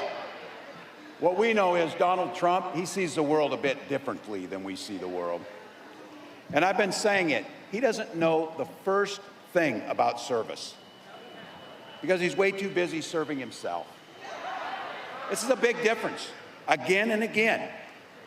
He does things that weakens our country, only to strengthen his own hand. He mocks our laws, he sows chaos and division amongst the public, and that's to say nothing about his record as president. Let's be, he is that, he is that. Look, we had the worst crisis of a generation, and he froze during COVID. People lost their lives because of that. He drove the economy into the ground, and make no mistake, violent crime was up during Donald Trump's presidency. And that's not even counting the crimes he committed. So. Some of the gray hairs in here remember a Republican Party that used to actually talk about freedom. These guys, when they talk about freedom, it means government has the freedom to invade your exam room with your doctor. Now, I know, look, we got a lot of commonalities. And I'll say this, as an NFC North guys, Vikings fans are proud of the Lions. I will say that. I will say that. But in Minnesota, we respect our neighbors' personal choices. We may not agree with them or make them from ourselves, but I've been saying this, you all know it. Our golden rule is mind your own damn business. Just mind your own business. It's amazing what minding your own damn business does to make things work better. Don't like a book, don't read it.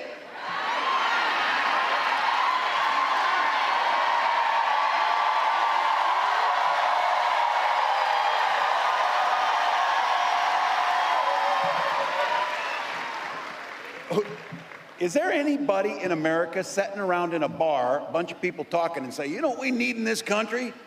We need a bad animal farm. That's the first thing we even do. Nobody says that. But you know what? It would be fun if it wasn't so dangerous, because then they start thinking about things like IVF and banning IVF. And I have to tell you, this is very personal for my family. When my wife and I decided to have children, we went through years of fertility treatments. Remember, every time the phone rang, I'd catch my breath, I'd feel nervousness, and then it would be a crushing feeling when they told us that the treatments didn't work. The agony of that I can feel to this day, but I can also feel some joy in this, because it wasn't by chance, as I say this, when our daughter, and we finally conceived, and our daughter was born, we didn't hesitate at all. We named her Hope. We named her Hope.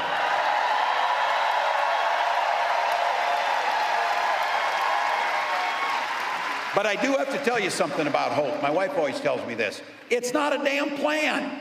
We can't hope we beat this guy. We can't hope that things get better. We go out and work our butts off to make sure it happens.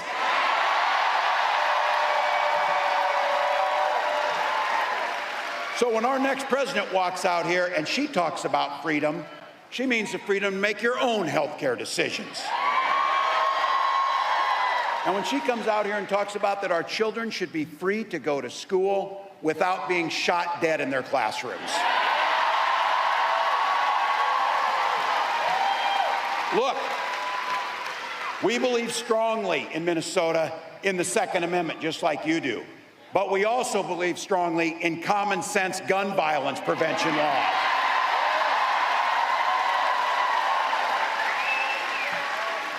Freedom to an education's a ticket to the middle class, not crushing student loan debt.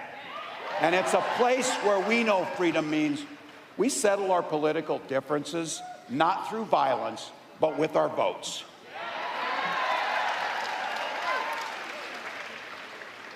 You get it. You drove out here. You stood here. Yeah.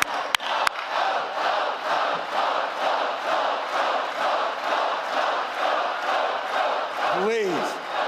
Look, and let's all decide right now on this, whatever. We know it's going to be a hard race. We know it's going to be close.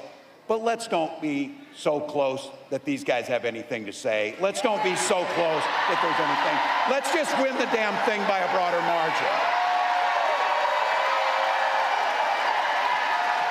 Simple proposition. This election's about which direction this country's going to go in. We know Donald Trump's taking us backwards. And don't believe the act. He's playing dumb. He knows exactly what Project 2025 is going to do to our personal liberties. Destroy unions, rig the economy for the ultra-wealthy. We know that when he goes back, he's picking up and doing the same things he did when he was there the last time. Except, you all know this, it will be much, much worse when he comes back. Raising costs for all of you, repealing the Affordable Care Act. He doesn't care. Gutting Social Security, and be very clear, they can say whatever they want. They are banning abortion across this country, no questions asked. No questions asked.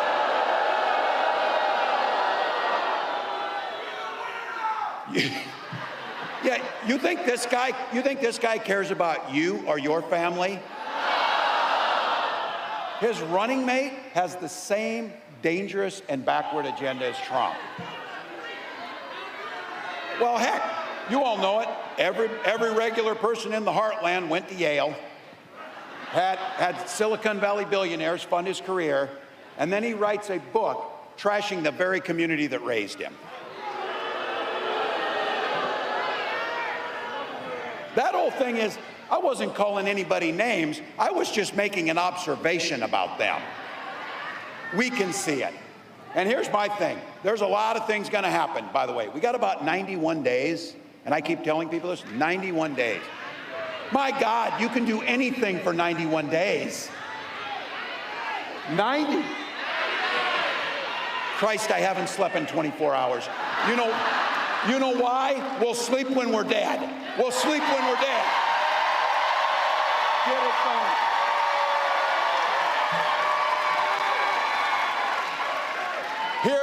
Here's my brass ring I'm looking for. I can't wait to debate this guy. I cannot wait to talk about what they think. I can't wait to ask him why he wants to take health care and take reproductive rights, and why he wants to make sure that the wealthiest pay no taxes as we destroy unions in the middle class. So here's the deal. You said it. These ideas that they're putting out there, they are weird as hell. No one's asking for it. No one's asking for it. We're asking a fair shot. We're asking for health care and child care. We're asking for an education. We're asking for safety in our streets. That's what we're asking for.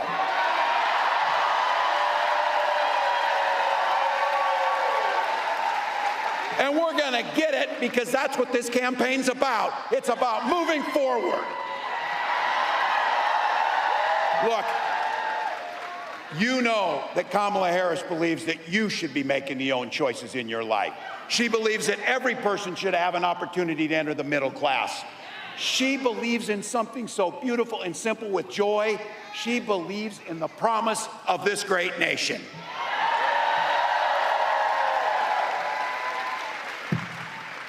Look, she can take care of herself out front, and she said it. If they want to talk smack, she said it. Say it to my face, damn it. Say it to my face. But what I got to say is, we got to have her back. We got to have her back. So, Madam Vice President, thank you for the trust you placed in me. Michigan, help me right now give a warm Midwest welcome to the next President of the United States, Kamala Harris.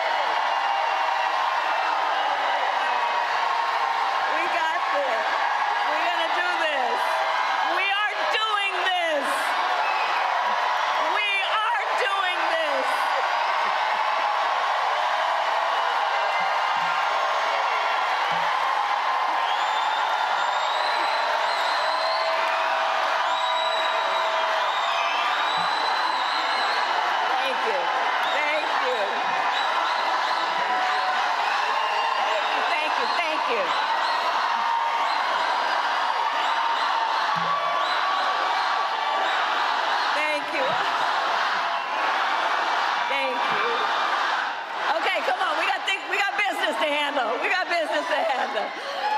Good evening, everybody. Good evening, good evening, good evening. Can we hear it up for Tim Walz? Isn't he amazing? He's going to be the most incredible vice president.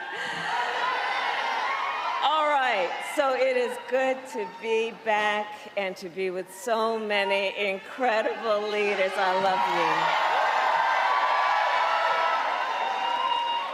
Governor Gretchen Whitmer, thank you for your friendship, your sisterhood, and your leadership, and we are going to do this together. Lieutenant Governor Garland Gilchrist, thank you so much. His parents are over there. And the members of Congress, including Senator Debbie Stabenow, my dear friend. And your next United States Senator, Representative Elisa Slotkin. We're going to get that done. Mayor Mike Duggan, thank you for the warm welcome always. And of course, it is so good to be with the President of the United Auto Workers, my dear friend Shawn Fain.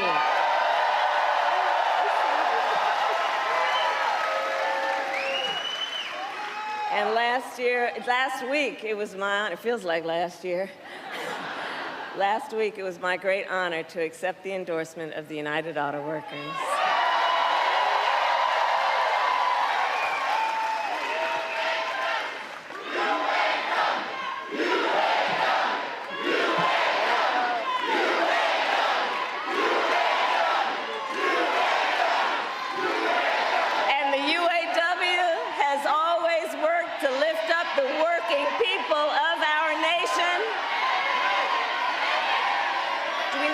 Over there.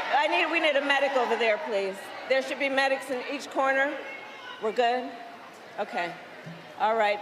Look, let's all take care of each other and look out for each other, all right? That's who we are. We look out for each other.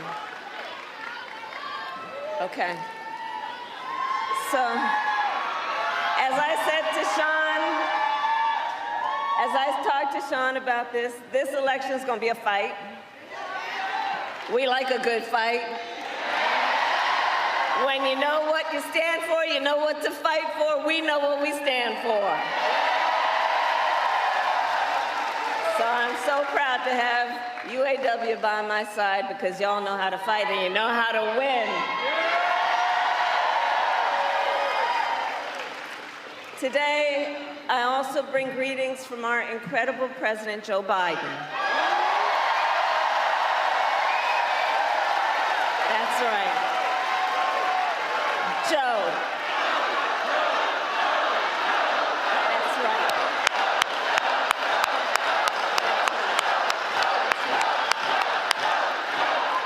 And I know we are all deeply, deeply grateful to Joe for his lifetime of service to our nation.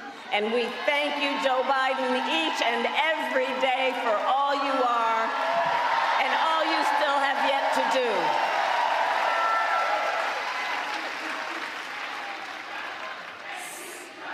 Thank you, Joe. Thank you, Joe. Thank you, Joe. Thank you, Joe. Thank you, Joe. Thank you, Joe. That's right. I'm going to tell him what you said. So, Michigan, this has been a big week. On Monday, I officially became the Democratic nominee for President of the United States.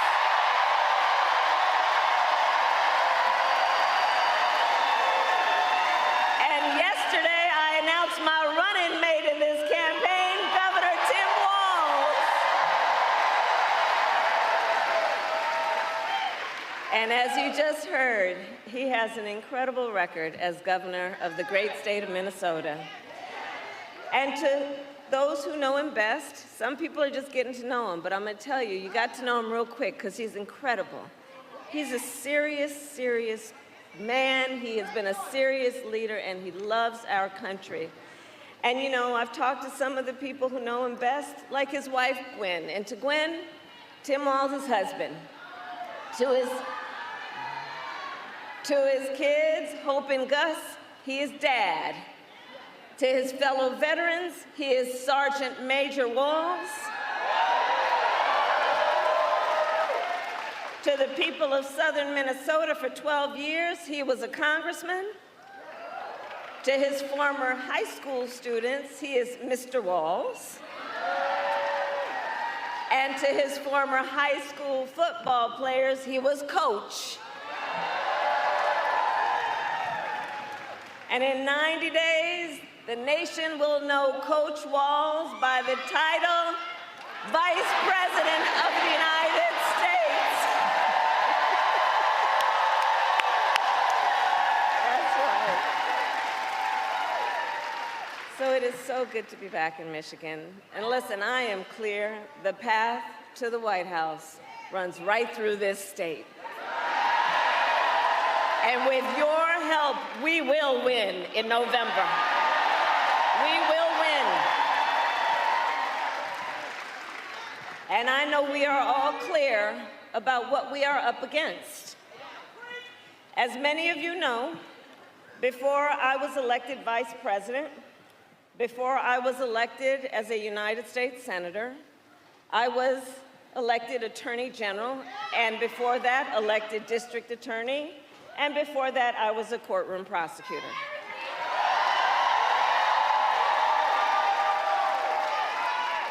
In those roles, I took on perpetrators of all kinds. Predators who abused women, fraudsters who ripped off consumers, scammers who broke the rules for personal gain. So hear me, Detroit, when I say, I know Donald Trump's type. I've been dealing with them my whole career. For example, as Attorney General of California, I took on one of the country's largest for-profit colleges that scammed students. Well, Donald Trump ran a for-profit college that scammed students. You remember that? As a prosecutor, I specialize in cases of sexual abuse. Well, Donald Trump was found liable for committing sexual abuse. As Attorney General, I held the big Wall Street banks accountable for fraud. Well, Donald Trump was just found guilty of fraud. 34 counts, to be exact.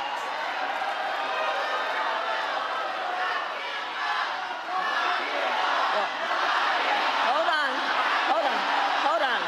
You know what? Here, hold on. Here's the thing. The courts are going to handle that. We're going to beat them in November. We'll beat them in November. We'll handle that. But all that to say, in this campaign, I proudly put my record against his any day of the week.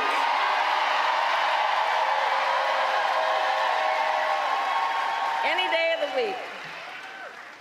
But make no mistake, our campaign, this campaign, is not just about us versus Donald Trump. It's bigger than that. It is about two very different visions for the future of our nation. One, ours, focused on the future, and the other, focused on the past. And Michigan, we here fight for the future. We fight for the future. We fight for a future where every worker has the freedom to join a union, where every senior can retire with dignity, a future with affordable housing, affordable child care, affordable health care, and paid leave. A future where we build a broad-based economy where every American has an opportunity to own a home, to start a business, and to build wealth.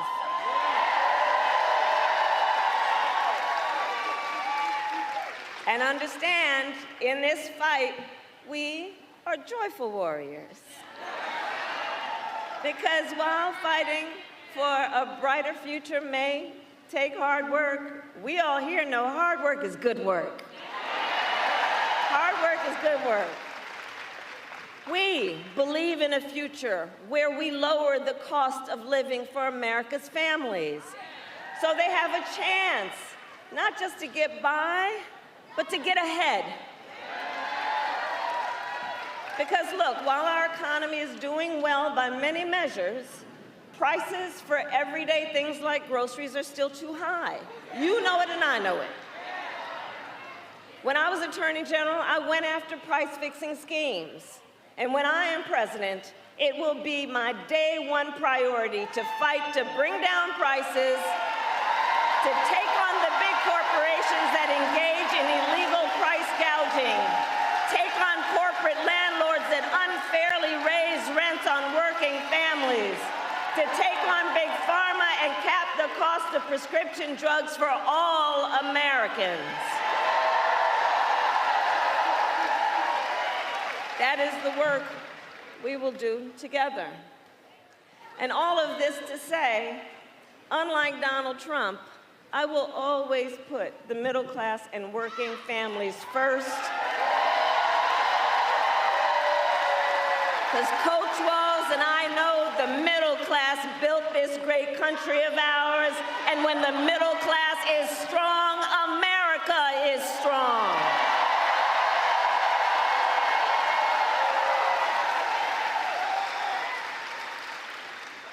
And look, as we move our nation forward, Donald Trump intends to take our nation backward.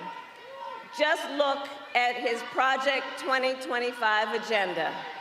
Project 2025.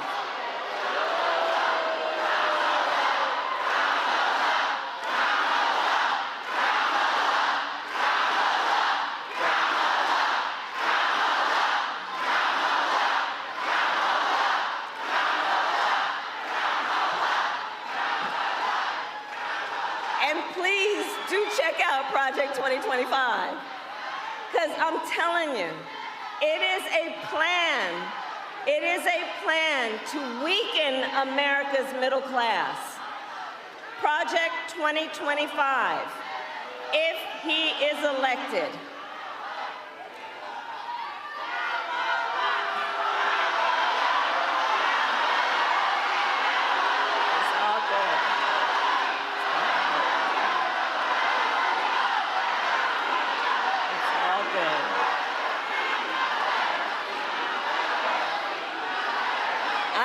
Because we believe in democracy. Everyone's voice matters, but I am speaking now. I am speaking now.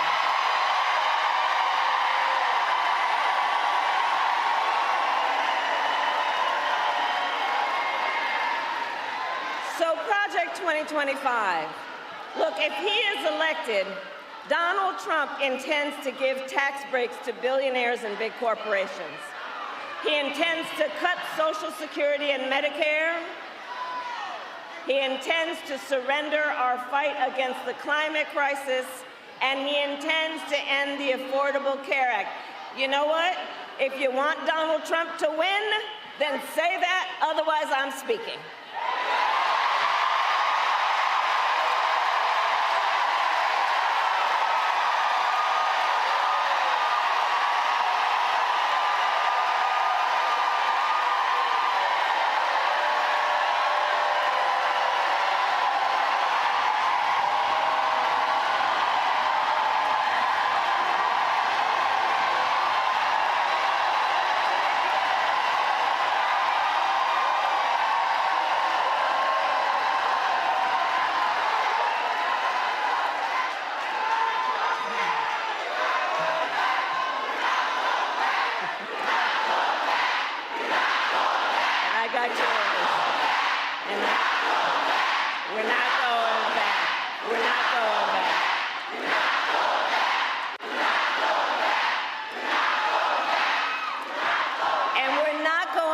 Because we know what that would look like.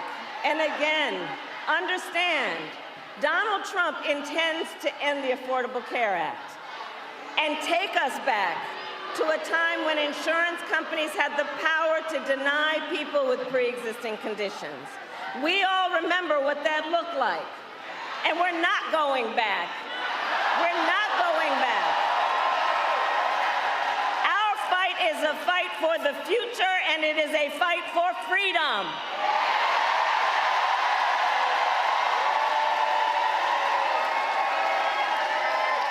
Across our nation, we are witnessing a full-on attack on hard-fought, hard-won fundamental freedoms and rights, and we will not stand for it.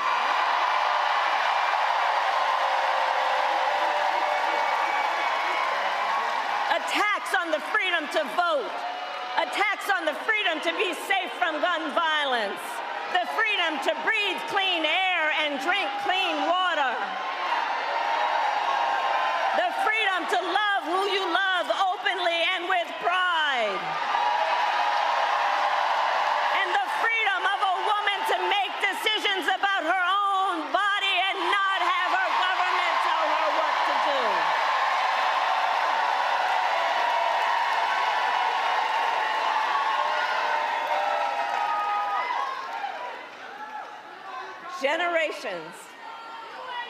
Generations of Americans before us led the fight for freedom. Now the baton is in our hands, each and every one of us. So we, who believe in the sacred freedom to vote, will finally pass the John Lewis Voting Rights Act and the Freedom to Vote Act.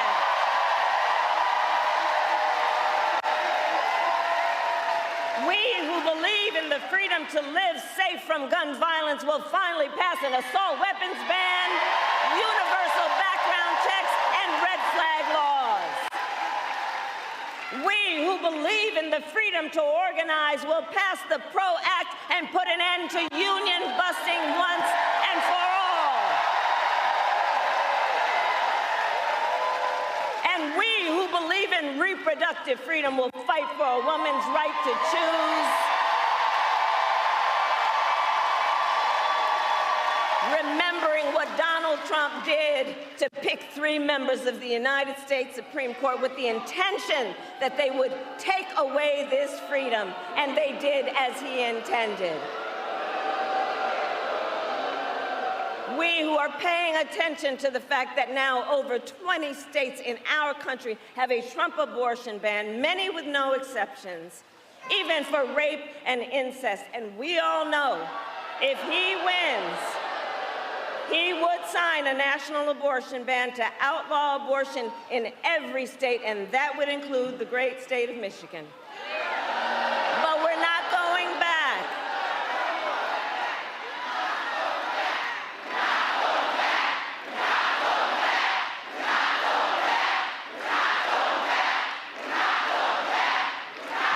And on that point, it is because there is a thing about who we are that is a bit different from the folks on the other side. We trust women to know what is in their best interest and not have their government telling them what to do. And when I am President of the United States and Congress passes a bill to restore reproductive freedoms, I will sign it into law.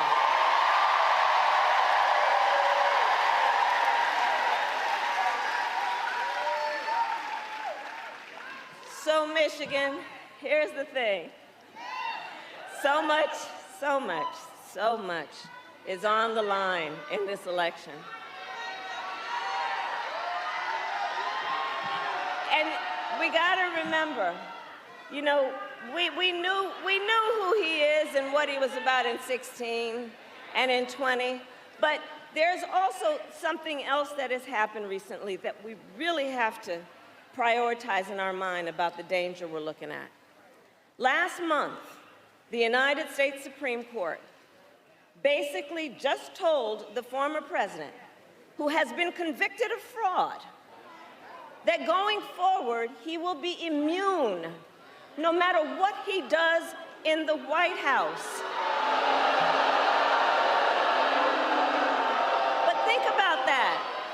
about that. Think about what that means. Think about what that means.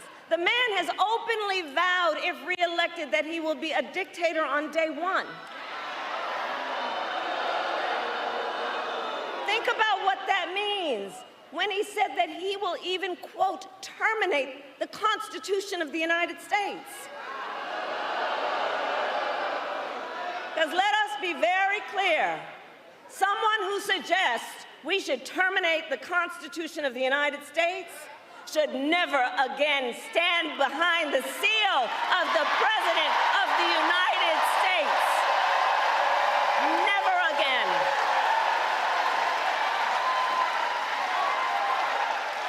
Vote.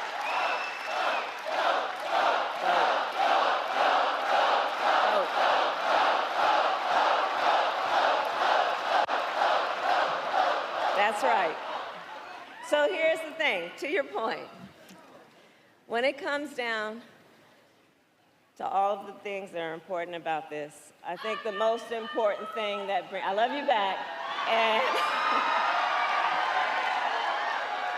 listen, one of the things that I know brings us all out today and always is we love our country. We love our country.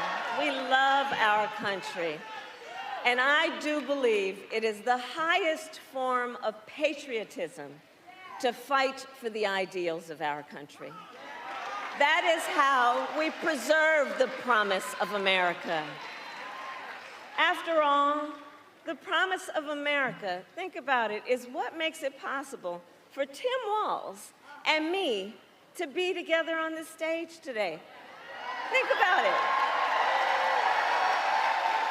Think about that. 2 middle-class kids, one a daughter of Oakland, California, who was raised by a working mother.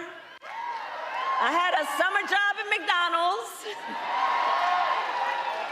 The other, a son of the Nebraska Plains who grew up working on a farm. Only in America is it possible for them together to make it all the way to the White House. Only in America. Only in America.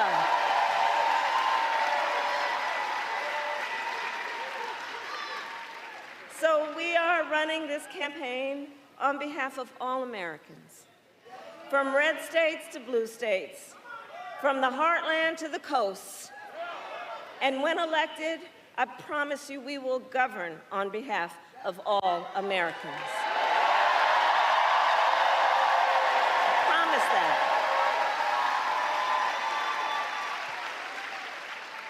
So I'll close with this. Michigan, ultimately, in this election, we each face a question. We each face a question. What kind of country do we want to live in? A country of freedom, compassion, and rule of law, or a country of chaos, fear, and hate? And the beauty of our democracy, we each have the power to answer that question. We each have the power to answer that question. The power is with the people.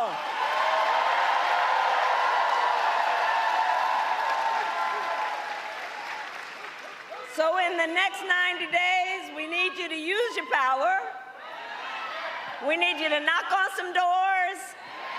We need you to register folks to vote. We need you to organize and energize and mobilize and make your voices heard.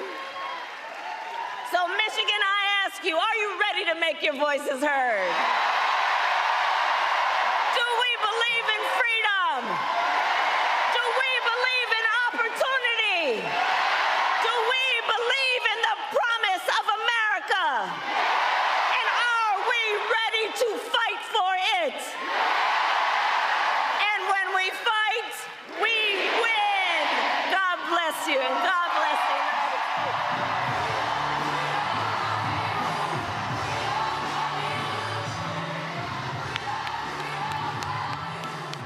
Vice President Kamala Harris wrapping up her speech there in Detroit. Some 15,000 people there at an airport hangar. They had so many people who RSVP'd for this rally, they had to move the location. An incredible rally. The second one of the day. The second rally of the day. They were in Wisconsin this afternoon. And again, they're there for this particular event. Just absolutely packed. Lots of energy, lots of excitement. Now, what happened there were clearly some protesters who started screaming. And so you heard the vice president there say a few words to them. You see them now on stage. VP Kamala Harris to her left, Senator Debbie Stabenow, who's retiring, Congresswoman Elise Slotkin to her left. She won last night in the primary. Of course, in the purple dress, Michigan Governor Gretchen Whitmer. Then, of course, to her, next to her, Lieutenant Governor Garland Gilchrist. He talked about what it was like when they rolled up on Air Force Two, coming off that plane, and the energy and the excitement of the audience. It shows you how people are fired up about this campaign. New polling data came out today showing how the race has changed and how, when you look at the data, how she's now up in Wisconsin and Michigan. And so the election is going to come down to, again, 7 battleground states. And so you are seeing this type of energy and excitement. Right now, you're seeing Vice President Harris, Governor Walz going down to the rope line, where they are going to be, of course, shaking lots of hands, taking photos with the supporters. So you see what's going on there right now. And so lots of Secret Service there as they are protecting the vice president.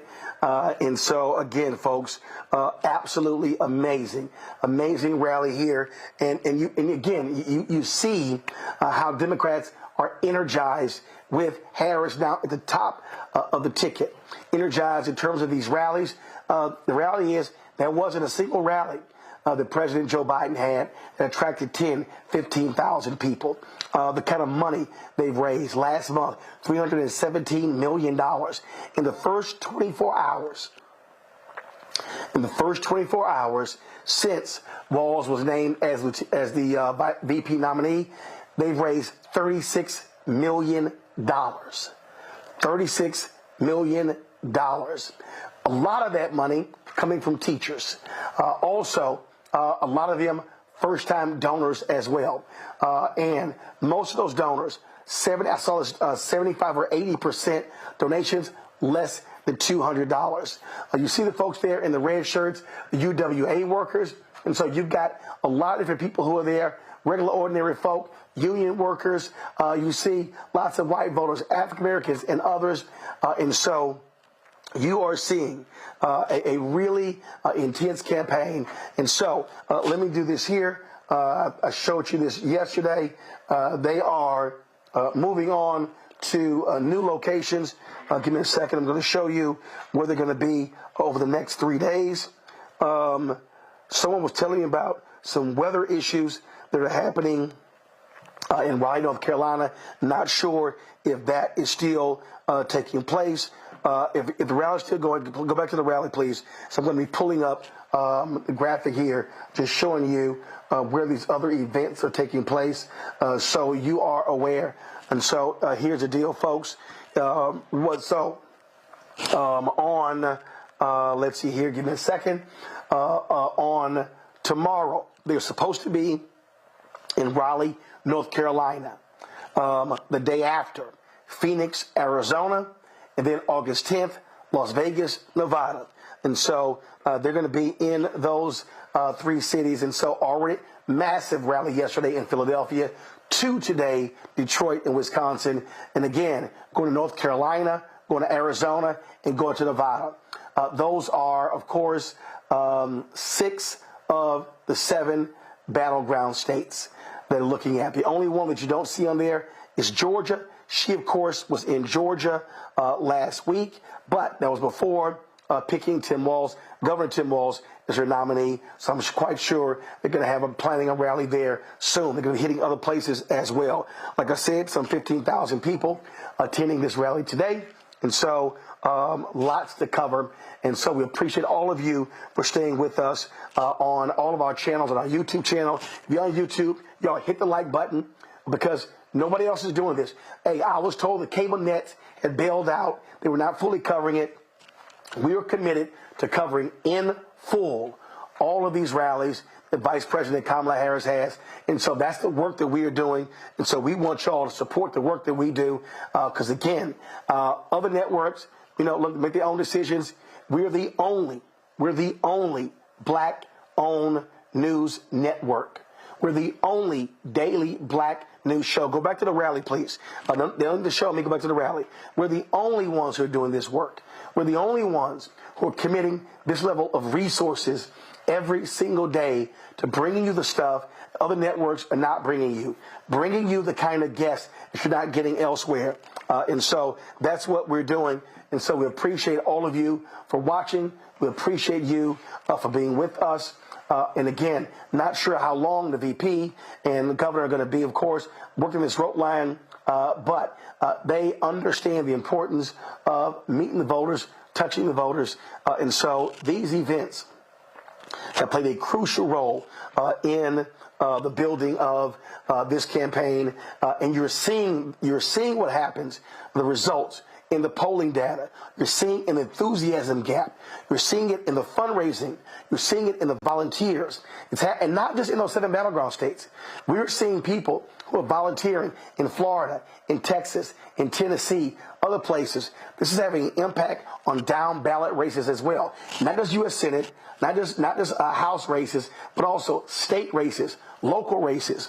And so this is what you call coattails. And so I think you're going to see a lot of this. And don't forget, this is only August 7th. We're going to be in Chicago August 19th to the 23rd, covering the Democratic National Convention. We're going to be live every night, 6 p.m. to midnight, covering everything, having some of the top voices on the air as well.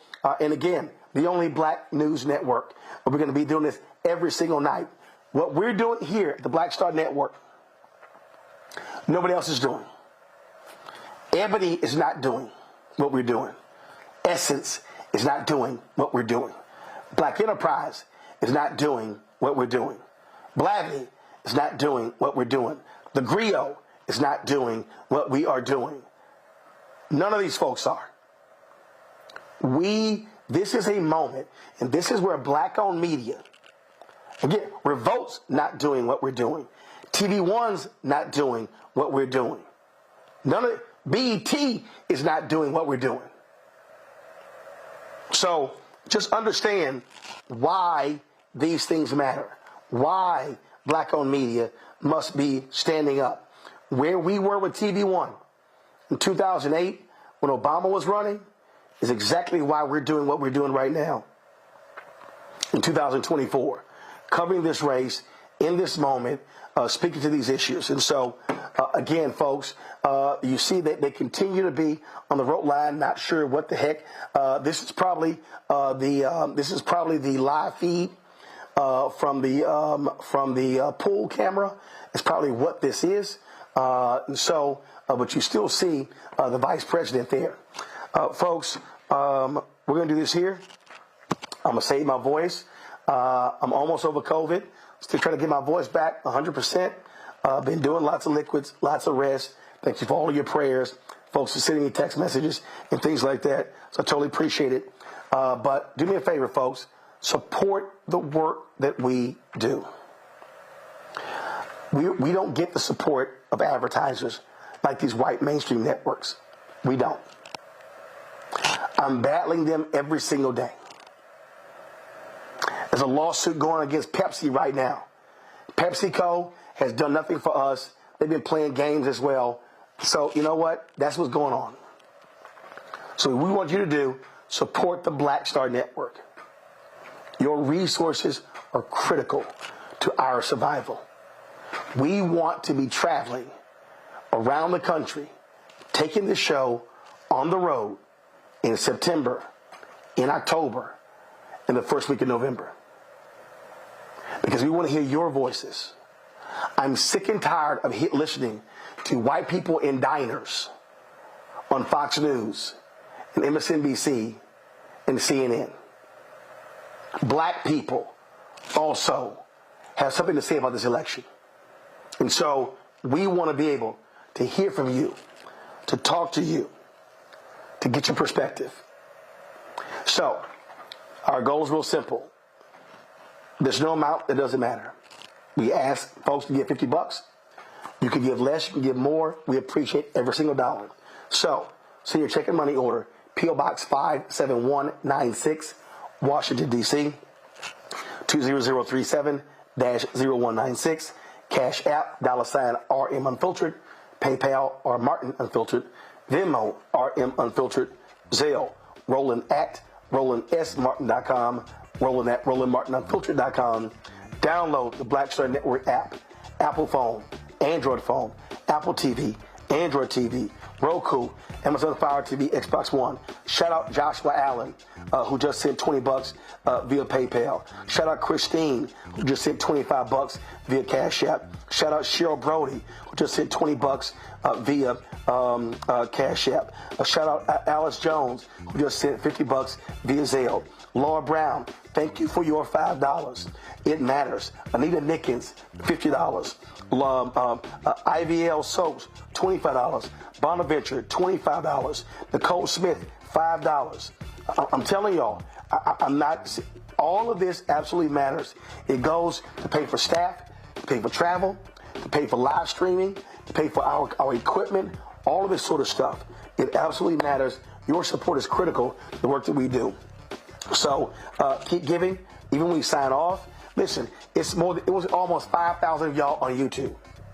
Do y'all understand that if 5,000 people, and you can give directly on YouTube, but we prefer to you give to us direct. Pull the graphic back up, because that way we don't have to share any of that money with anybody else. So to support us, all kind of different guys, pull the graphic back up to support the show. Thank you. A lot of y'all don't believe in technology. Check your money order. P.O. Box 57196. K.L. Young, thanks for $100 on Cash App. Debbie, your $5. Charmaine, your $50. Andrea Hollins, your $5. I appreciate it. Some of you, I see you giving $27.45 on YouTube. And others, Colin King, thank you for your $5. I'm telling y'all, listen, the cable networks, I had a text from somebody who said they missed Kamala Harris checking the protesters because they were watching cable news. Well, we didn't break away. Sylvia, your $25. Sharon Bones, your $50. I appreciate it. I'm telling y'all, we're doing something here the rest of these people are not doing. We're not playing games here. We want to 30. Edward Davis. Edward Davis. Thank you so very much, Edward, for your $200. Kimberly Gordon, $20. Tyrese Eccles, your $20. I appreciate it so much. Dawn Downing, your $20. Tina Bain, your $10. Leonard Sims, your $25. Ken Ship, your $50. Damon Blissett, your $25. Chandra Jackson, your $5. Lakeisha Scott, your $50. Damon Blissett, your $25. Mark Collins, your $10. Avis Johnson, your $50. Suzette Johnson, your $25. Marilyn Taylor Moy, your $20. Mark Collins, your $10. Frank Taylor, your $30. Sorrel Law, your $50. Antoine Ferrier, your $5. Victor Rector, your $50. Johnny Watson, $25. India Monique, $25. Shayna Parker, $50. Christy Lewis, $25. Andre Hightower, $5. Ronnie Davis, $25. Timothy Hill, $20. Gene Smith, $12. Timothy Berry, $25. Ethelene, $25. Larnell Farmer, $50. Deidre Thomas, $10. Jerlene Holbrook, $50. I need y'all to understand, we don't have a sponsor. Keep the graphic up. We do not have a sponsor who's paying any of our expenses to the Democratic National Convention. It is going to cost us minimum $25,000 for the Democrat National Convention. We're going to have a team of 7 people in Chicago, and we're going to broadcast live every single day, 6 to midnight. We're going to cover other events as well. There is no black-owned media outlet that's going to give you the kind of coverage that we're going to give you. There is no mainstream media outlet that is going to cover as many black voices as we are going to cover.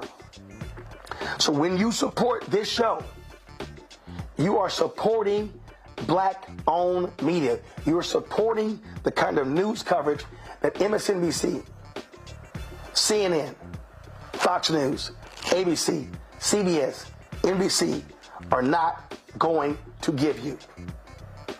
There are going to be events happening in the morning, lunchtime, afternoon, evening, plus the events at the convention center every single night. We are going to be there. We've already secured our location. We're going to be in a prominent position like everybody else. So we are about our business of covering the issues that matter to you. Y'all, I'm going to go 3 more minutes. So everybody who gives the next 3 minutes, and again, I'm trying to keep my voice. I'm going to shout out Regina Dotson, you're 5. Deborah, you're 20. Erica Burks, you're 50. Aretha Bracey, you're 100. Charles D., you're 10. Dylan Redmond, you're 23. Melanie Morgan, you're 25. Walter Chisholm, you're 20. Anthony Sanders, you're 30. Earl Williams, you're 100. Michael Dokes, you're 50. Blaine King says, I'm a TV producer. Keep going. Harris Ganessen, you're 50. John Williams, you're 100. Ken Kobe, Alvin Davis, Doreen Brown, Melanie Morgan, Talitha Black, Jason Sneed, Charles A., Christopher Ely, Andre Hollins, Jerry Johnson, Daryl Carter, Perry Saunders, KJ Alladay, Andre Hollins, all of you. Thank Joshua Allen. 2 more minutes. Cam Comics, Marquita Olive, Benny Viverette, Craig Buchanan, Anthony Stevenson. 1 more minute.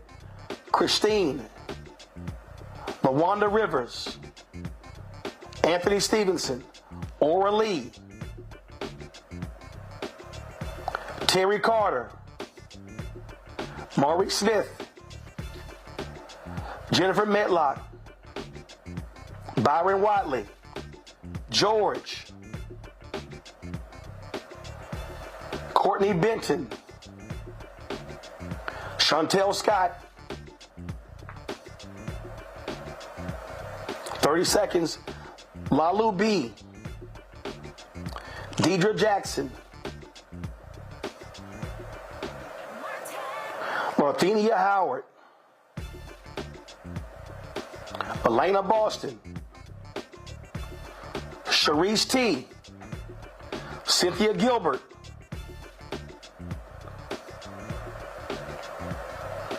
Shawnee Wiggins. Herman Houston.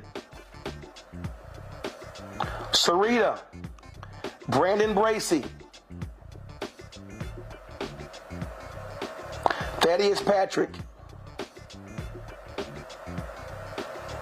Dolores Green. Robert Mitchell. Tamika Pitts Jones. Najia Baith.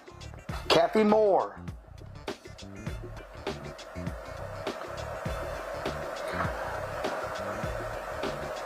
And I'm going to do this here. Y'all can take do this here. Barry Martin, thanks a lot. Y'all can take a screenshot of this. So this is our Cash App. So do me a favor. Do me a favor. Take a picture of your screen right now. Again, there are nearly 5,000 of y'all on YouTube. Everybody who's watching, take a picture of this, and I want you to share this on your social media and tell them support Rollout Unfiltered. Okay, Anthony, go back to, okay, so hold this up for 10 seconds. Everyone, take a picture of this and share on your social. This is our only Cash App. All right, Anthony, pull the other graphic up. Y'all can take a picture of this. I'm going to post this on my social. I'm going to post my Cash App, and y'all can repost it and share it. This is all about spreading the information so we can sit here, raise the resources, but also so we can keep doing the work. That's vitally important. All right, folks, that is it for us. We will see you tomorrow, right here, Roland Martin Unfiltered, on the Black Star Network. And yes, I had several of these printed, so I'm, again, wearing, this is Montgomery Brawl anniversary week, so I'm wearing this, and we're going to take this chair to Donald Trump, J.D. Vance, and MAGA, and hashtag Team Whip That Ass. Going to send them to another loss in November. I'm going to see y'all tomorrow. Holla! I'm real revolutionary right now. Thank you for being the voice of Black America. All momentum we have now, we have to keep this going. The video looks phenomenal. See, there's a difference between Black Star Network and black-owned media and something like CNN. You can't be black-owned media and be scared. It's time to be smart. Bring your eyeballs home. You dig?